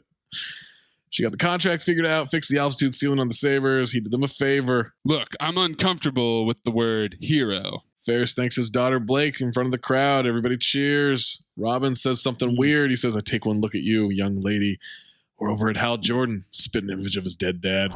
You give us hope. It's gotta bring up his dead dad. Why? At every opportunity, man. His dad is dead. A toast to our future. We're in good hands. SARS is seething through all of this, man. He is pissed. He's also assless. He also looks like my friend Zay, but not like with the hair, definitely not. The head, definitely not. What? The hair and the head, definitely not. What's left? The body type? The face. But only from certain angles. You know what, Zay? My bad, man, because I think he listens to Cinephobe. You don't look like this guy. He looks like Landis Shamit. I'm sorry. White Shamit. Wham it. All right. Where the fuck are we? Let's just take a break right here. Oh, you got to do your thing. Oh, perfect. I'm going to get some more White Claws. Oh, perfect. No, I mean, Miller Lite. Yeah, you don't want to mix. You might get drunk. No, I don't have any White Claws. I prefer a White Claw, to be honest with you. I don't need this unpaid endorsement right here. Leave all this in. The cold middle's back, boys. No, the cold middle's back, but you can't leave this in because sponsors. Just like dub in you saying Miller Lite. Like every time I say a beer brand. Well, no, you I'm just going to cut that weird read you just did on me. This is 10% luck, 20% skill, 15% concentrated power of will, 5% pleasure, 50% pain, and 100% reason to remember the name. This is 10% luck, 20% skill, 15% concentrated power of will, 5% pleasure, 50% pain, and 100% reason to remember the name.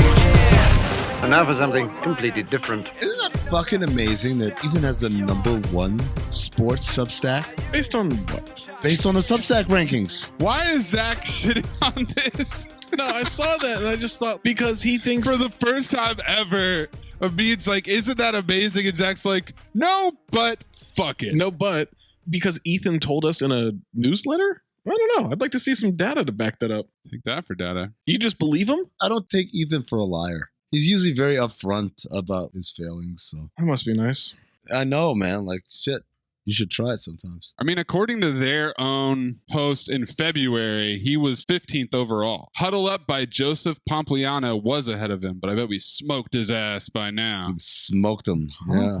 Fucked them all. Like Blake Lively in a plane. Smoked him. Smoked them all. No, she got smoked, actually. She didn't smoke them. Yeah. Smoked them all like Blake Lively in a plane. Smoked her. Smoke City. Smoked them all like Blake Lively in a plane. Not smoked them all, comma, like Blake Lively in a plane. Yes, the comma was silent. Silent Night. Brian McKnight. One, you walk away from me. You walked away with my drugs. I've had a lot of Miller Lite. I forgot. I was like, why are you guys yelling Miller Lite? I could not imagine. 13 minutes ago. Zach, they don't know that. This cold middle could have been days. It was 13 minutes. Where are we, by the way? Sarsgaard walks up to Blake Lively at the cocktail party, makes a creepy smile. Oh, he smells her hair. Did he? Didn't he? Welcome to Cinephobe. Did I miss an A1 creep moment? He hugs her and he... Oh, yeah. Kind of quivers a little bit. Robin quivers. Delayed congratulations. He takes a champagne flute out of a random guy's hand who starts to protest and then just gives up. Because he wasn't paid for his lines. A lot cheaper, though. Like the rehearsal. Couldn't talk. That killed me, man. Just people pretending to talk. When they didn't know they could clap. He said they mock clapped until he assured them, you guys can clap. Oh, yeah. All right. She says it couldn't have been easy growing up with his dad. Sars loudly tells her he got to examine an alien body recently. And that's when Robbins interrupts. He's got a creative imagination. Is he telling one of his science fiction stories again? Sars walks away, still seething. Because he can hear his dad think about, like, what the fuck are you doing? Or some shit like that. I don't know. Robbins needs to leave in a helicopter, and they're just hovering above the crowd to wave goodbye? Very low. What? Just to wave. This whole scene is so weird. Sarsgaard decides to murder his father very subtly for some reason. With a beer tap. It's not like anyone knows he has superpowers. So he has the beer tap pop out, hit the propeller in the back. The helicopter's out of control. And this entire stupid ass party just stands there and watches it. Well, hold on. I mean, let's be fair. Not Blake Lively. She had the wherewithal to pull out her phone and start calling the authorities. We have a helicopter in trouble. It crashes through a big TV screen with terrible CGI and no explosions, skids through the party. And now everyone wants to run away. There's a close-up of Robbins's face inside the helicopter. Like, ass off. Ah! Ass way off. Ass off. Like Gary Busey in Predator 2. Yeah. Like the panther in Anaconda.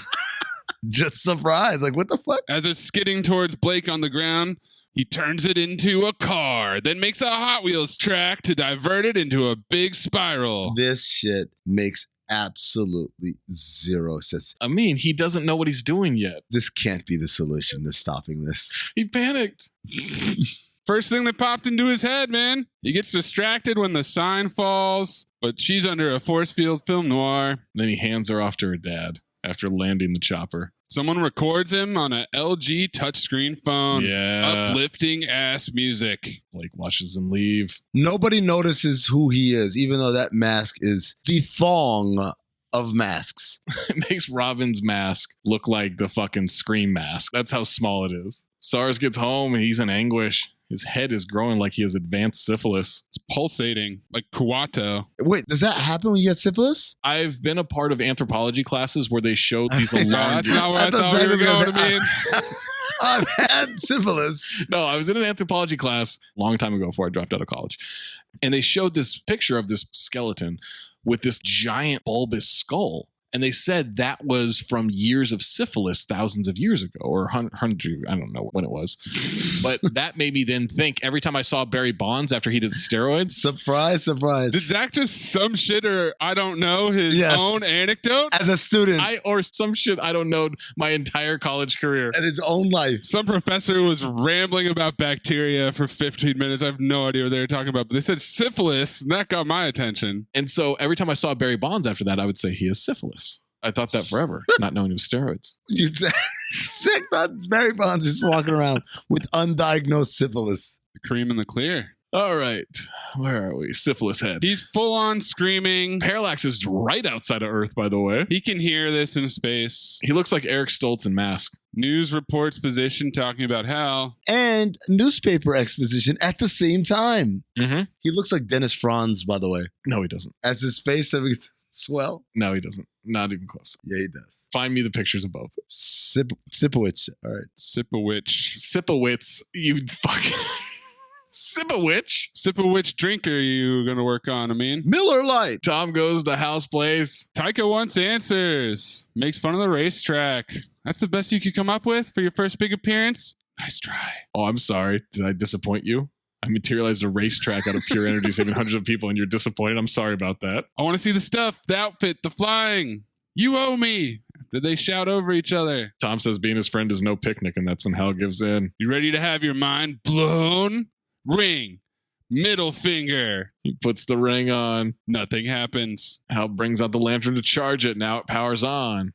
Ah, green. Then he geeks out. You're a superhero. Don't they always get the girl? We cut to Blake's place. Oh. Hal comes to her window. She opens the balcony door. He deepens his voice and says he didn't get a chance to say goodbye. Not the whole thing. She thanks him. Just doing my job. No thanks necessary. Oh, this is great. Is Amin deep in the throes of Satan's Google right now, trying to put a photo of Dennis Franz? Yeah, and Google's really censoring a lot of stuff now. It's weird. Why would Google be like incentivized to suppress results like that? Like, what do they have to gain? Because they're controlled by the devil. And the Google devil is? Yeah. And the devil's biggest trick is to convince people that he doesn't even exist. Here's the thing: is he's come across so many pictures of Dennis Franz that he cannot find one that actually looks like. No. It's not that. It's now I'm trying to like line up with the picture of this fat fuck. Jesus Christ! It's all prosthetics. She realizes it's Hal. Hal? Oh my god! Oh my god! Oh my god, Hal! How did you know it was me? What do you mean? I've known you my whole life. I've seen you naked. You don't think I would recognize you because I can't see your cheekbones? He literally looks and sounds exactly as himself. How does anyone fall for this? Uh-oh, guys. This scene might make it a file. At worst, it's a Golden Dumpster nominee because I love this turn. She literally said all the things I was thinking. I was like, haven't they fucked? She wants to know why his skin is green, why he's glowing, what's with the mask. Came with the outfit. Cool, huh? He's explaining everything to her. She says, when we were kids, who would have thought? I did actually. Called this early on. One day, I'll be a big green space cop. Here I am. He explains he just has to see it in his mind and focus, and he can create anything. That's when he gives her a green pearl necklace. Tells her happy birthday. It's not pearls. It's pearl-like. The taste, the texture, the color, the consistency. How does it work? They call you on your cell, cat in a tree, downtown Milky Way? He explains he sort of quit being a lantern. She wants to know how you walk away. For once, if you committed to something you care about, what's the worst that could happen? Future Cinephobe. And then I wondered, does she live under a control tower? She lives at the airfield. That's her office bedroom. What? Her dad owns the company. So what? You think Tommy Gates lives at Microsoft? No. Who the fuck is Tommy Gates? The son of Bill Gates. Look it up. You got Bill Gates' son to be Tommy? Or maybe there was a treasure map like Thomas Gates said there was. Freak show SARS is wheezing. He sees Hal fly off. We're back to the lab. He's looking at his blood sample. Angela Bassett walks in, something she'd like to show him, fairly certain he'll want to see. Nobody thinks he's looking a little odd? Well, they know. That's why they're there. She saw him days earlier, and now he looks like a complete freak show. And she's just like, hey, man, can I talk to you for a second? Like, what? He grabs her hand, and we see her whole life story in choppy-ass flashbacks position. Is this flashback racist? We see her family getting killed, and then he whispers some jargon. Physical contact accesses mnemonic data. I can see your memories. Mnemonic data, future cinephobe. Johnny Data. Question. Do you see yourself in your own memories? Do I see myself in my own memories? No. No, you don't see a memory of your family photo with you in it. That's not how memories work. I just see what she's doing. When the husband gets shot and all that. Wait, how can you see, Zach, when you're bending over? I guess you look back. Yeah, you look back. Hello, look back at it. Fucking idiot. This is when his head is approaching Elephant Man status. Tim Robbins is there waiting. Blames himself, wants to get well again. They detected traces of the second alien. He's been exposed. I've never felt better in my life. Why is there a picture of the Elephant Man? Because he looks like the Elephant Man. That's what he looks like, yeah. What I just said. No, he doesn't. No, he doesn't. No, he doesn't. You think he looks more like Dennis Franz? Mm-hmm. Simple Witch, as he called him. I'm sipping bitch. God, I need to get Amin the fuck out of Miami for these recordings, man. They tranquilize him. I don't know if I'm talking about SARS or Amin. Hal is hearing echoes of shit we've already heard. He's looking at the ring. It glows. Cut back to SARS on an exam table, shackled down. Gonna run some tests. They're gonna put him back under. SARS makes the needle shoot into the other lab assistant's face, and I wrote, it's just one of those days. Imagine having alien superpowers and still having a fucked up hairline. Shackles pop open. He's on his feet on the table, and he says, run. He makes him trip.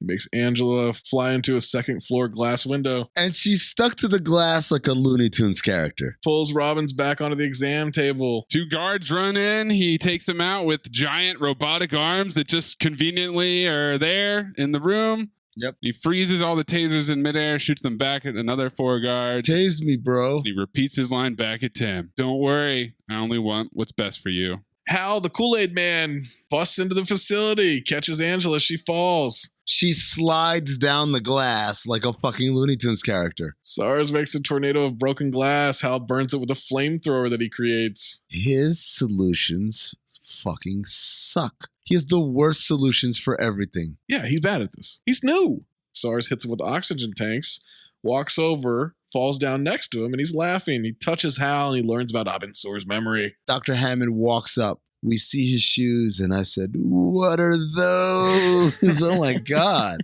Are they boots? Are they fucking deck shoes? I don't know what the hell he's wearing. He's touching him again to find out stuff about Blake Lively. Says, you're just as much a failure as I was and just as afraid. I used to fight my fear, but now that I've tasted its true power, I'll never go back.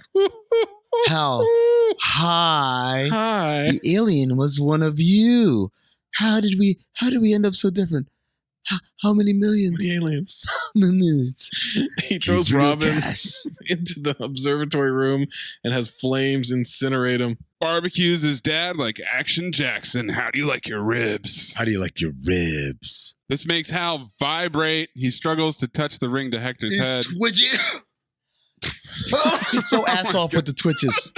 Cut to Parallax in space. He knows it's Abinsur's ring. You will suffer the same fate. Once I have devoured your world, I will have all the strength I need to defeat the core and destroy the Guardians. Lots of parallax exposition right here. Shows up just to deliver exposition, no other purpose. Hector goes flying. Hal explains to Tom and Blake what's going on with the parallax. She says he'll have to stop it. He has this guy with telekinetic powers who's clearly unhinged. He just leaves him there, goes back to talk to his friends in his apartment. He's afraid. Oh, fuck me. He explains the ring made a mistake because a Green Lantern is supposed to be fearless. Fearless is the job description. She's shaming him for walking away. Because I'm afraid! You don't think your dad was ever afraid? If he did, he'd figure out how to beat it some way. There was no part in that whole fight he had with Dennis Franz where I felt like there was fear involved. Him telling her that he was afraid was the first time I found out he was afraid. Fear's the name of the game. He's been a pussy this whole movie. What are you talking about? Is he? He quit because he was afraid. No, he didn't quit because he was afraid. Fear is everything. He was afraid of Sinestro. He left. He was afraid. He's afraid of commitment. He quit the Green Lantern? Yes. He even said, I kind of quit it already. What? He missed the action. He missed the exposition. Oh my God. He missed the repetition of what happened on this podcast. There's a word for that. Courage. The ring chosen for something he doesn't see yet. I thought the word you were going to pick was... Blake sees it. She always has. Bet she has. Ring didn't see that you were fearless. It saw that you had the ability to overcome fear. It saw that you're courageous, which you are. Just like your dad. Just like your dead dad who blew up as he was leaving that jet. Who's got 8x10s all over town. It's a nice little loophole, so you don't have to be fearless. Just find courage. Courage us. Cut to SARS suffering. Parallax tells him to eliminate the lantern, which is a threat. Nice product placement from the Dell servers, by the way. We're back on Oa. Sinestro has the Ring of Fear. Once he's mastered it, he'll train the core to do the same. Earth will be lost, but be ready to make a stand. That's when Hal shows up and asks, but at what cost? Needs Sinestro's help saving Earth. It's speech time. Just fucking clip it. I was writing all this down. I'm like, why am I typing this out? Just Maze clip it. No, don't clip it. It doesn't matter. It doesn't do anything for the story. You can just keep skipping it. He wants to fight it with him. Guardians aren't buying it. He's going to show will is stronger than fear. Sinestro says, you'll die. Then I'll die trying. It's so dumb. Goosebumps right there. Are you kidding me? 50 Cent. Get rich. Die trying. He wishes Hal luck, and now he's back on Earth. Parallax is coming towards Earth. SARS is at the hangar. Hal shows up. Blake's floating suspended in the air with a needle near her neck. That needle's full of yellow cum. Hector's gone full Stephen Hawking. Hey, SARS rolls out like Stephen Hawking. Menage a note. Menage a note. Hector's loved her since he first saw her, but Ryan was always standing in the way. Ryan knows how he feels, knows what it's like to not live up to expectations, never feel good enough. He takes the ring off, which is just really stupid. Is it? No, it was smart. What are you talking about? No, it's Maze. Did you not watch the rest of the movie? Maze, let me translate that for you. That was, did you not watch the rest of the movie? What did I sound like? A bingo. Oh, bingo could mean anything. Whoa. Oh, you've changed. How wonderful that all it took for you to grow up was the end of the world. Now it's my turn. Wants to help SARS. SARS says if he can't be like Hal, he's going to make Blake like him. Once she's like me, you wouldn't be very interested. He says, why can't you? Why can't you be like me? Let her go. Offers up the ring for Blake. You can do anything. Be anything. Take it. Let her make the choice. SARS agrees. The ring goes to him. He puts it on, and the green surges through his syphilis-riddled body like a Mountain Dew commercial. Wow! And the taste, the texture, the color, the consistency. He's definitely coming. He definitely came. He's coming hard. Now bring her down. I lied. Fires a green ball at Hal, but it stops right in front of him, guys. Mm-hmm. I lied too. See, the way it works is you have to be chosen. Film noir. Film vert. Blake falls as it hits SARS, and Hal catches her. Parallax is surrounding everything. It breaks through the windows, and SARS screams. It's roaring like the cloud in Hurricane Heist. Smoky Medusa mouths break through and fill the space, and they suck Hector's soul out. They suck him so hard. Oh my God. They sucked him dry. But with the ring intact, Brian tries to get it. Parallax levitates him. This is a good episode. Then Blake takes over, gets 2 saber planes. Your will is strong, but not strong enough. You are nothing without the ring. I love the 4 minutes of any drunk episode where Amin gets a little self-aware. Hello, darkness, my old friend. But don't worry, it'll go away, listener. Is this episode any good? He flies her out of there. Everybody's watching the Parallax cover the city. Blake says he'll die. He's going to try to outthink it, get away from Earth. The dogfight. Remember from the beginning of the movie? Those were a couple of jets. Unbeatable jets. He chose him for a reason. This is why. He says goodbye. She cries. Police trying to evacuate the streets. Parallax starts flooding the streets. Now people are running. He's just sucking souls left and right. Chaos, pandemonium. Is her hair getting darker as the movie goes on? Can't wait to talk about her hair in the trivia. It's fantastic. This entire space-ruining Parallax targets one black woman who fell. Racist. Who fires something at her, Hal swoops in, creates a catapult, catches it, and fires it right back at the Parallax. Parallax is a real pussy, by the way. Anytime he gets marginally hit, it freaks out. He springs. That's all. Blacker the berry, sweeter the juice. He springs a tanker truck into the Parallax, creates aircraft carrier guns, and shoots it up to explode. Another yellow blast. He's out of ideas, so he makes a shield, which knocks him into a car, and then another car, and then another car. I feel your fear growing. You will be dead soon. He repeats the oath again. It takes a long-ass time. When you're gone, I'll destroy everything you ever loved. Your home, your planet will be no more. Still giving the oath. The entire human race will be wiped out because you, Hal Jordan, were afraid. He finally finishes the oath. Green Lantern's light. He pushes Parallax back. Then he makes a drill. It goes right into its mouth. Drills through its body out into space. Parallax follows him into space. He throws a satellite at it. Now I can't watch the game in Coast City because you ruined that fucking satellite. Now my DirecTV's out. Well, you're not in Coast City because Coast City's under attack. You'd probably be in like Metropolis or Gotham. Jump City. Or Jump City and wondering like why you can't watch the game because you have no idea that this is happening. Right. Hal flies towards a meteor field. This does nothing. I have 2 more notes for this movie, by the way. That's it? I believe it. 2 more written notes. I can freestyle these next ones, but like there are 2 written notes. Oh boy, this ought to be good. I'm going to guess that fist is one of your final notes. Hal sees the sun. And he says, the bigger you are, the faster you burn. Like before. Callback to the lesson. He gets close to the sun. He starts to burn. He creates 2 F-35s because he has no imagination. None. Chains himself to it and flies it near the Parallax. Because F-35s are the fastest, strongest pulling force known to man. Parallax has no savvy, flies right at him. Whatsoever, yeah. He's swing and a miss when he tries to grab him. Flies right over his head. Now we've got gravity doing all the work of the Green Lantern. Well, the gravity is stopping Parallax's soul-sucking ability. Don't know how that works. He keeps trying to spit on him and it gets blown back in his face. It's like if you try to spit while you're in a convertible. Yeah, except isn't what's coming out of his mouth fucking energy? That's what you want to call it. Can energy be affected by gravity? Yeah, absolutely. Gravity affects all that stuff. Only at 11:11. Mercury in retrograde, guys. Is that one of your last 2 notes? No. Okay. The first note is as Parallax falls into the sun. Well, hold on. Okay. He unstraps himself from the fake F-35. Strap it on, Dano. And then fists the Parallax into the sun as it burns up. Fists him into the sun. Now your note. If you could stop drinking that Miller Lite. So wait, he defeated this shit by himself? Yeah, with a fist. And then as he's falling, we see some tentacles grab him and wrap him up and bring him back. And then I said, so wait, just 3 motherfuckers showed up? Yeah, Sinestro, Kilowog, and Tomar Ray. They have thousands of these assholes.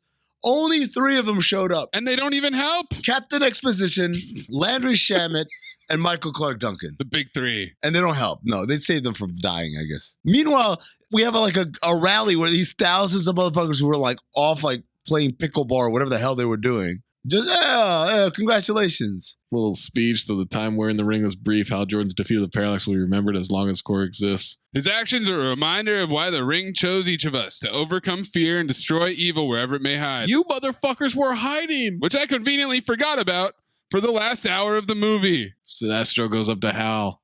As lanterns, we must fight with all our will. Our wills haven't always been united. It's time they were, big boy. You're impertinent, Hal Jordan. You're rash. Michael volatile, Clark Duncan takes credit. Can I train him? Or can I train him? Soar found another just like himself. Film noir. It's a compliment. They all shoot their lights into the universe. Hal flies back to Blake. Says his new job requires that he travels to be away for a while. Away. Never gone. They're in front of the sunset from the bridge in Ballistic X vs. Sever. They kiss. What happens now? He's going to go look for trouble, and he flies away. Still more narration. Of all the lanterns that ever wore the ring, there was one whose light shined brightest. At first, his humanity was thought to be a weakness, and yet we get it. It proved to be his greatest strength. He flies into space, roll credits, but then there's more movie. Mid-credit scene, guys. Yellow ring breaks free. Sinestro puts it on. Suit goes yellow, and so do his eyes. Yeah, I mean, the dude's name is Sinestro. No, he sounds like a good guy. And that's when Nick Fury shows up and just laughs at the DC universe. Who cares if you lose the game? You got this off your chest. I mean, it's just one night of bar trivia. Ooh, one night of bar trivia is sacrosanct to us. Trivia is sacrosanct. Originally, Sinestro was to lead a squadron of lanterns to Earth to fight off Parallax. This was changed to having Hal beat Parallax on his own to make him more heroic, and having the squadron rescue him at the last moment. Well, yeah. Isn't that how it's supposed to be? Why would it be the other way? I just like that it looked like they were watching the whole time, waiting to see what happened. Watcher. The film first entered development in 1997 when it was offered to Kevin Smith after he wrote Superman Lives, which of course was never released. In 2004, Robert Smigel wrote a comedic version with Jack Black in mind to star. Also in 2004, our friend David S. Goyer was offered the chance to write and direct either a Green Lantern or a Flash movie. After Warner Brothers was impressed with Batman Begins, he opted for a Flash movie that never made it out of development because it was too soon. It was allegedly offered to Quentin Tarantino that he told to MTV News in 2009. Finally, Greg Berlanti was hired to write and direct in October 2007. He stepped down in 2009. And that's when Martin Campbell came aboard. And then Zack Snyder was also approached to direct the film, but he chose to stick with Watchmen and eventually would direct Man of Steel. Carol's line, "I've seen you naked. You think I wouldn't recognize you because you covered your cheekbones?" was an ad-lib by Blake Lively. Huh. That takes away ass off. Exactly. Ryan Reynolds famously hated the movie and was glad to see the film perform poorly critically and financially, as he did not wish to reprise his role. In Deadpool, he references Green Lantern in a negative way when he requests a suit that is neither green nor animated while being rolled into the medical room on a gurney. Then in Deadpool 2, he goes back into time, preventing himself from ever taking the role. What was you apologizing for anyway? Well, just the bit in Deadpool with the voice. Doesn't ring a bell. What did you think I was apologizing for? I mean, there's a list. Green Lantern, R.I.P.D., Horrible. Selfless, Terrible. Blade Trinity, Oof. Boltneck. Boltneck was a masterpiece! Reynolds and director Martin Campbell clashed repeatedly on set. Campbell has stated in interviews that his first and only choice for the lead was Bradley Cooper. However, the studio was not willing to make an offer to him and ultimately cast Reynolds behind Campbell's back. This led to an uncomfortable experience where Reynolds was constantly critiqued by Campbell and made to do many takes. Reynolds stated in an interview with Variety that the film's failure was a huge relief as he had such an unpleasant experience and dreaded doing it again. According to one insider, the film was hindered not by Campbell, but by studio interference. Quote, one thing I feel needs mentioning, this is not Martin Campbell's cut of the film, but the studio's. I live in New Orleans where it was shot. I read the shooting script, all of which was painstakingly filmed with intense research, and all of that was left on the cutting room floor, a sort of combination of what happened to Daredevil and Watchmen, respectively. Character development sacrificed for CG. Scenes made irrelevant by removing their setup. The movie in the theater starts with an explanation of mythos that is made redundant by the more natural scripted questions from Hal when he gets the ring. 10 minutes of childhood, Hal, Carol, and Hector that sets up Hal's first ring construct is reduced to an awkwardly placed flashback in the middle of another scene. Don't remember that flashback. The training with the ring is almost completely excised except for one minor scene. Most appallingly, the ending completely deletes the fact that Kilowog, Sinestro, and Captain Exposition arrive at the end and help Hal defeat Parallax. Not to mention Parallax is supposed to be a third act reveal after we spend the film worried about Hammond going evil, not the main villain for the entire film. I sincerely hope we get a director's cut or at least all the deleted scenes on the video release, end quote. To prepare for his role as Hector Hammond, Peter Sarsgaard spent time with a biologist from Tulane who he described as, quote, the most eccentric guy I could find.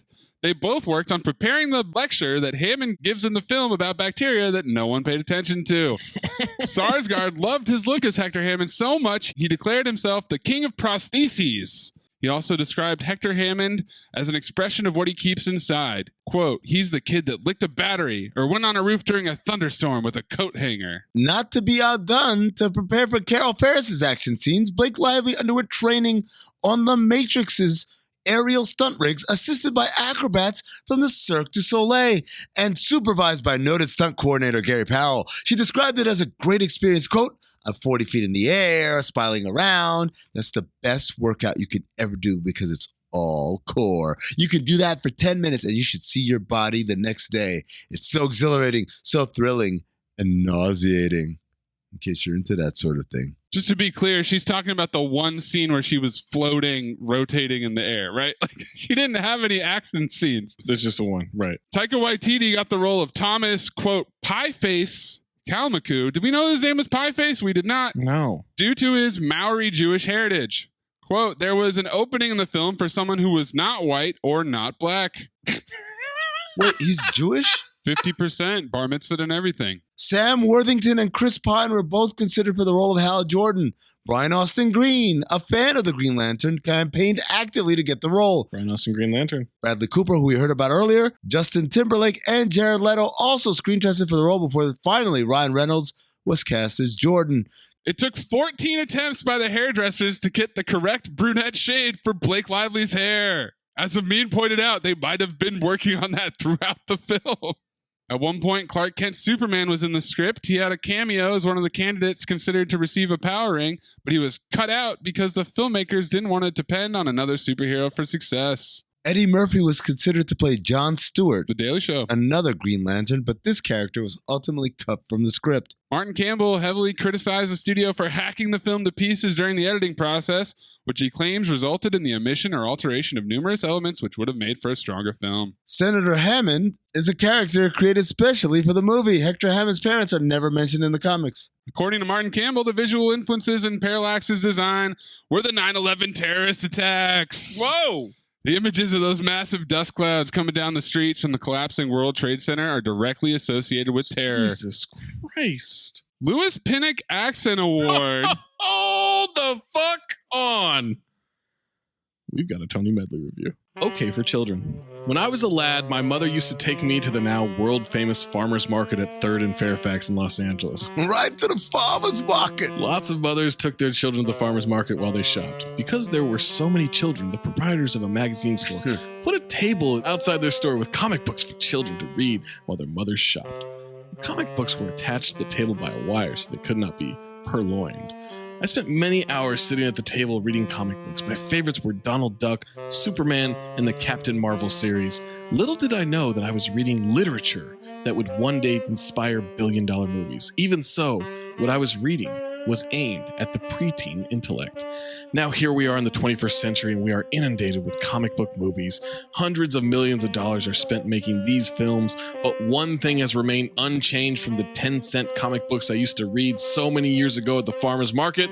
They are still written for preteen intellects. Green Lantern is no exception. In this film, Hal Jordan, Ryan Reynolds, is the first human recruited to join the Green Lantern Corps, intergalactic warriors sworn to keep order in the universe. As one would imagine, this is replete with special effects. In fact, the story is so derivative and the acting so mundane, except for Peter Sarsgaard, that the only thing it has going for it in terms of adult entertainment is that it's directed by Martin Campbell. Campbell, you may recall, has a lot of fine work in his resume. He brought new life to the tired James Bond franchise with Casino Royale, even making sexually ambiguous Daniel Craig into a relatively believable Bond. What? Sexually ambiguous? On top of that, he directed both Zorro films with Antonio Banderas, 1998 and 2005, and got his start with Riley, Ace of Spies, a wonderful British miniseries from the 1980s that I still remember as one of the best ever. Campbell works his magic on this and makes it a tolerable adventure. Even though the story is sheer fantasy, Jordan is paired against Hector Hammond, Sarsgaard, who becomes a living incantation of the evil Parallax, a grotesque octopus-like monster who threatens to destroy the balance of power in the universe, which has been maintained by Green Lantern. The confrontation takes place on Earth after Hector is transformed so that his head resembles Parallax, which is the best special effect in the movie, even though the home base of Green Lantern is billions of light years away, a distance that Jordan can traverse in the blink of an eye. This is another major movie that's in 3D. Like the others, the 3D in this one isn't worth having to wear the uncomfortable glasses. Like other 3D movies I've seen recently, the color is much better without the glasses. I don't think seeing it in 3D is worth the trade-off of having more muted colors. I've been a fan of Reynolds since I first saw him in Chaos Theory, a 2008 comedy seen by me and maybe For the Brave Souls. Green Lantern might have been a big payday for him, but he's got too much talent to waste in something like this. Frankly, I'd rather sit at the stall in the farmer's market and read Donald Duck. That's a Donald Duck, man. How many out of 10, I mean? 2. 5. Which for him is good. I'd like you all to do an experiment on a plant, something that may benefit mankind. And if you devise something that's groundbreaking, I guarantee you a A in this course. Oh, hold on, man. You firing me? You can't do that, Lionel. Look, man, if you don't want me to have a foreman job, I understand, but I need my fucking job, man. Lewis Pinnock Accent Award. I mean, I guess the Parallax? This is our first one where I don't think we have a candidate. There's nobody who just even had a cartoonish voice, to be honest with you. Do we want to just leave it blank? Leave it blank. Nobody gets it. Let's show them who the horsemen are, guys. Yeah, we got soul.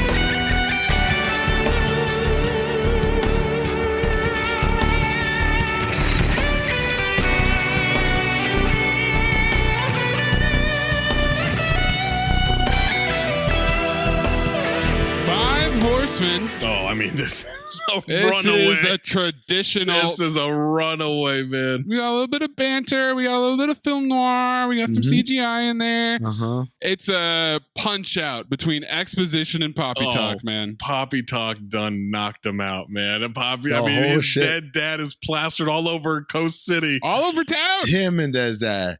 Her and her dad. She can't talk to him without mentioning that his dad is dead. The senator mentions his dead dad in the speech. I pined for the days when was the last time we had this is right down the middle. There's no curveball here, folks. This is it. Poppytalk by a country mile. Breathe in through nose, out the mouth. Ass on, ass off. Teddy Rex, Moosey Teddy Rex. Teddy Rex, Moosey Teddy Rex. Ass on, fuck it, ass off. Ass on, fuck it, ass off. Michael Bean Memorial Ass On Award. More Poppytalk coming your way. John his Teddy dad, is man. Martin Jordan Hal's dad. Yeah, Blake Lively's bad. The kid's bad. No, this dad is the dad. This dad is absolutely the ass on, man. The thumbs up, man. The thumbs up before he gets blown to shit. They're trying to get out of the plane. Like, yeah, it's the dad. Carl Weathers Memorial Ass Off Award. I've got Peter Sarsgaard as Hector Hammond. Yeah, I've just got the SARS, man. Robbins is good in it. Everybody else is fine. I don't think anybody else is really. Yeah, like Ryan Reynolds is fine in it. He's not good. Angela Bassett's fine. This is the worst I've ever seen Ryan Reynolds. He didn't have his fastball. He clearly was pissed off Yeah. from the trivia. He did not enjoy himself and felt held back by the director. I mean, I know they're very different roles and very different writing, but look at like what he does in Deadpool versus what he does this. There's no real reason why he shouldn't have the same energy, even if it's not the same writing. Well, Deadpool, I feel like the creative team leaned into what he does well. Sure. Whereas in this movie, they don't want him to do that. No, he co-wrote Deadpool, if I'm not mistaken. So it makes sense. Probably because he just made up the lines on the spot. That's a good point. Yes, and improvisation. He wasn't no-butting those writers, you know? Zero cheeks. Are you good at keeping secrets? Absolutely. Because I've got a present for you. Secret present outside by the dumpster. Is it a baseball mitt? It fits you like a baseball mitt, like a glove. I hope. Golden Dumpster nominees. How many awards can we give How many? to the Poppytalk explosion flashback? How many awards? How many words? How many words? When he saves a helicopter by turning it into a Hot Wheels car, and when he fists Parallax into the sun. Look, he had just shot a Hot Wheels through his nephew's room. That's where he got the inspiration from, guys. Callback. My golden dumpster. My golden dumpster. I was born in the dumpster. You were bodily raised in it. Give it to Gotham, the people. Miller Lite. Let's get a Miller Lite Bade voice. Miller Lite. That's pretty good. Oh no, I give it to Blake Lively when she's just like, yo, I've known you since we were born. I've seen you naked. That whole little speech, like, yeah, man, you got me there. She's my golden dumpster. Next scene. Same note too. I don't think I can give it to anything else. Like that is my favorite part of this movie. Up until the trivia, I laughed at it. The fact that she ad-libbed it even impressed me more. And that's what pushed it over the top because, dog, his dad dying, that shit was so fucking funny. I was like, lock it in. There's no chance. I want to nominate one more. His brother. Accident like your motorcycle, the one that put you in the hospital for a month. Exposition. Oh, man. Mayes, what's your golden dumpster? Normally, I like to diversify my picks a little bit here. That's why your bonds. But I feel like this movie, I just have to triple down because my laughter when we were talking about it exceeded my laughter during the movie. It's when he gives a thumbs up and then gets blown to shit. It's the Poppytalk explosion flashback, man. It's such a funny scene, man. Well, Zach, you picked it, motherfucker. Motherfucker. I like that. I've seen this movie double digits. I've seen this movie a lot. It used to be on movie channels all the time, and I would dive in as long as I had enough time. I wanted to make sure I got most of the movie. It wasn't a movie where I could just jump in at any point. There are parts of it that I really like. Dad exploding after the stupid kid getting blown back by the explosion. Look on his face. Running towards it. The Blake Lively part, I love her. So, anything I can watch her in, I'm in. I love him. Anything I can watch him in. I'm out on Blake Lively. I don't care. Sarsgaard, I love him. I'm in. Tim Robbins, I'm in. Like, it's got a good cast. I don't remember Tycho being in it, but now super happy about it. Glad that he's in the mix. I actually think a lot of the special effects are good in this movie. Like, it's not the best we've ever seen, but it's not distracting in a way where maybe because I've seen it so many times, I'm used to it by now. There are a lot of movies, like the Transformers movies, like it's just nothing but special effects, and it just ruins the movie for me. And so for some reason, I'm kind of in on the special effects thing, and that's usually what ruins a lot of these superhero movies for me. I gotta say though, I'm an honest podcaster. You guys know this about me. I've always been honest with you. I've never done a spite phobe or a spite file or anything like that. Like, I tell you the real shit here. Even though I've seen this movie so many times and you just think I'm gonna try to outwit you and fake one way and go the other, and I'm gonna film noir this and film noir that, or film verd this, film verd that. I know you're trying to guess which way I'm gonna go, and he always files on movies. And you know what? I gotta phobe it, guys. It's not good. It's really bad. It's just. Why have you watched it 10 times? I wish Ryan Reynolds could fist me into the sun so I don't have to watch this movie again. I'm done with it, man. Zach, why have you watched it so many times? I don't know. Why? I mean, you know why. I don't. Kazoo. Oh. Jesus Christ. There's so many bottles on this Buried table. under a pile of Miller Lights. Miller Lights. Mayes Fober file. Okay. The exposition was real tough to overcome in this one. Real quick. I like the Poppytalk in this movie by the end of it. I like that it is saturated this Only thing. because we're laughing our asses off about it. It almost made me file it. For a certain point, I just want someone to go, hey, your dad's still dead. That's the fraud in Zach bubbling up. The exposition was suffocating. Ethan asked me a good question, which was, what's the difference between a good superhero movie and a bad one? And they all have a crap ton of exposition, crap ton of new names, crap ton of backstory. But if it's a good superhero movie, they do it in a way that doesn't feel exhausting or like you're listening to a lecture about bacteria that you're paying absolutely no attention to. The special effects, I gotta disagree with Zach, were not good, especially when that helicopter crashed. That was some of the crudest stuff I've ever seen. When he was fisting people. His creativity does not exist. He just makes guns and planes. All the other Green Lanterns using a giant net and some nails was so stupid. I liked Peter Sarsgaard. He was the only one who seemed like he was having fun on this movie. I remember seeing it at the time and thinking it was POS, and it's a phobe, folks. Amin? Phobe! I've drunk a lot of Miller Lite today. Oh shit, I got Brad Wesley going all over the road right now on my TV. Wait, what? You were watching Armageddon and now it's Roadhouse? Yeah, AMC, man. Wow. It's a Cinephobe marathon. Yeah, I predict this right now. We're going to get a deal with AMC. We are. Based on what? Based on the popularity of this incredible podcast, you non-self-believing ass motherfucker. Our shit is fire. Hey, you think that little intro that Mayes cooked up is just like a funny callback to a movie that we did several months ago? No, that shit is a statement. We're telling you motherfuckers. Look out for number one. That's us, goddammit. I believe in myself. I believe in myself so much that I thought, yeah, I'll do a podcast with Amin. I can make it work. And only through sheer force of will has Zach made it to this point without succumbing to the fear. Come like. Oh, I've been coming. Succumb like. Next time we make love, you introduce me to Jade.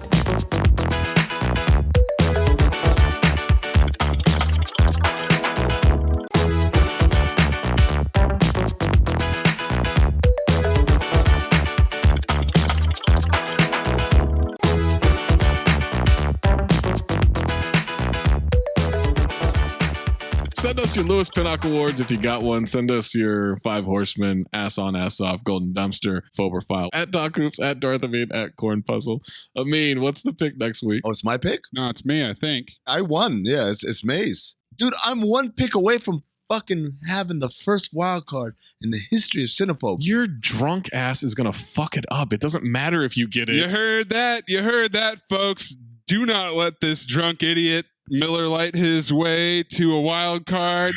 Let's stop him. And since Zach decided to pick Green Lantern, that leaves an inordinate amount of pressure on me to block the wild card with my next pick. You're going to fuck this up too. We're going to stay on brand. We're going to stay on theme. We're going with a cum-like substance. What? The texture, the flavor, the color, the consistency. This is not going to win the poll, you idiot. Of Venom. Oh. Oh, wow. Shit. Got my work cut out for me, boys.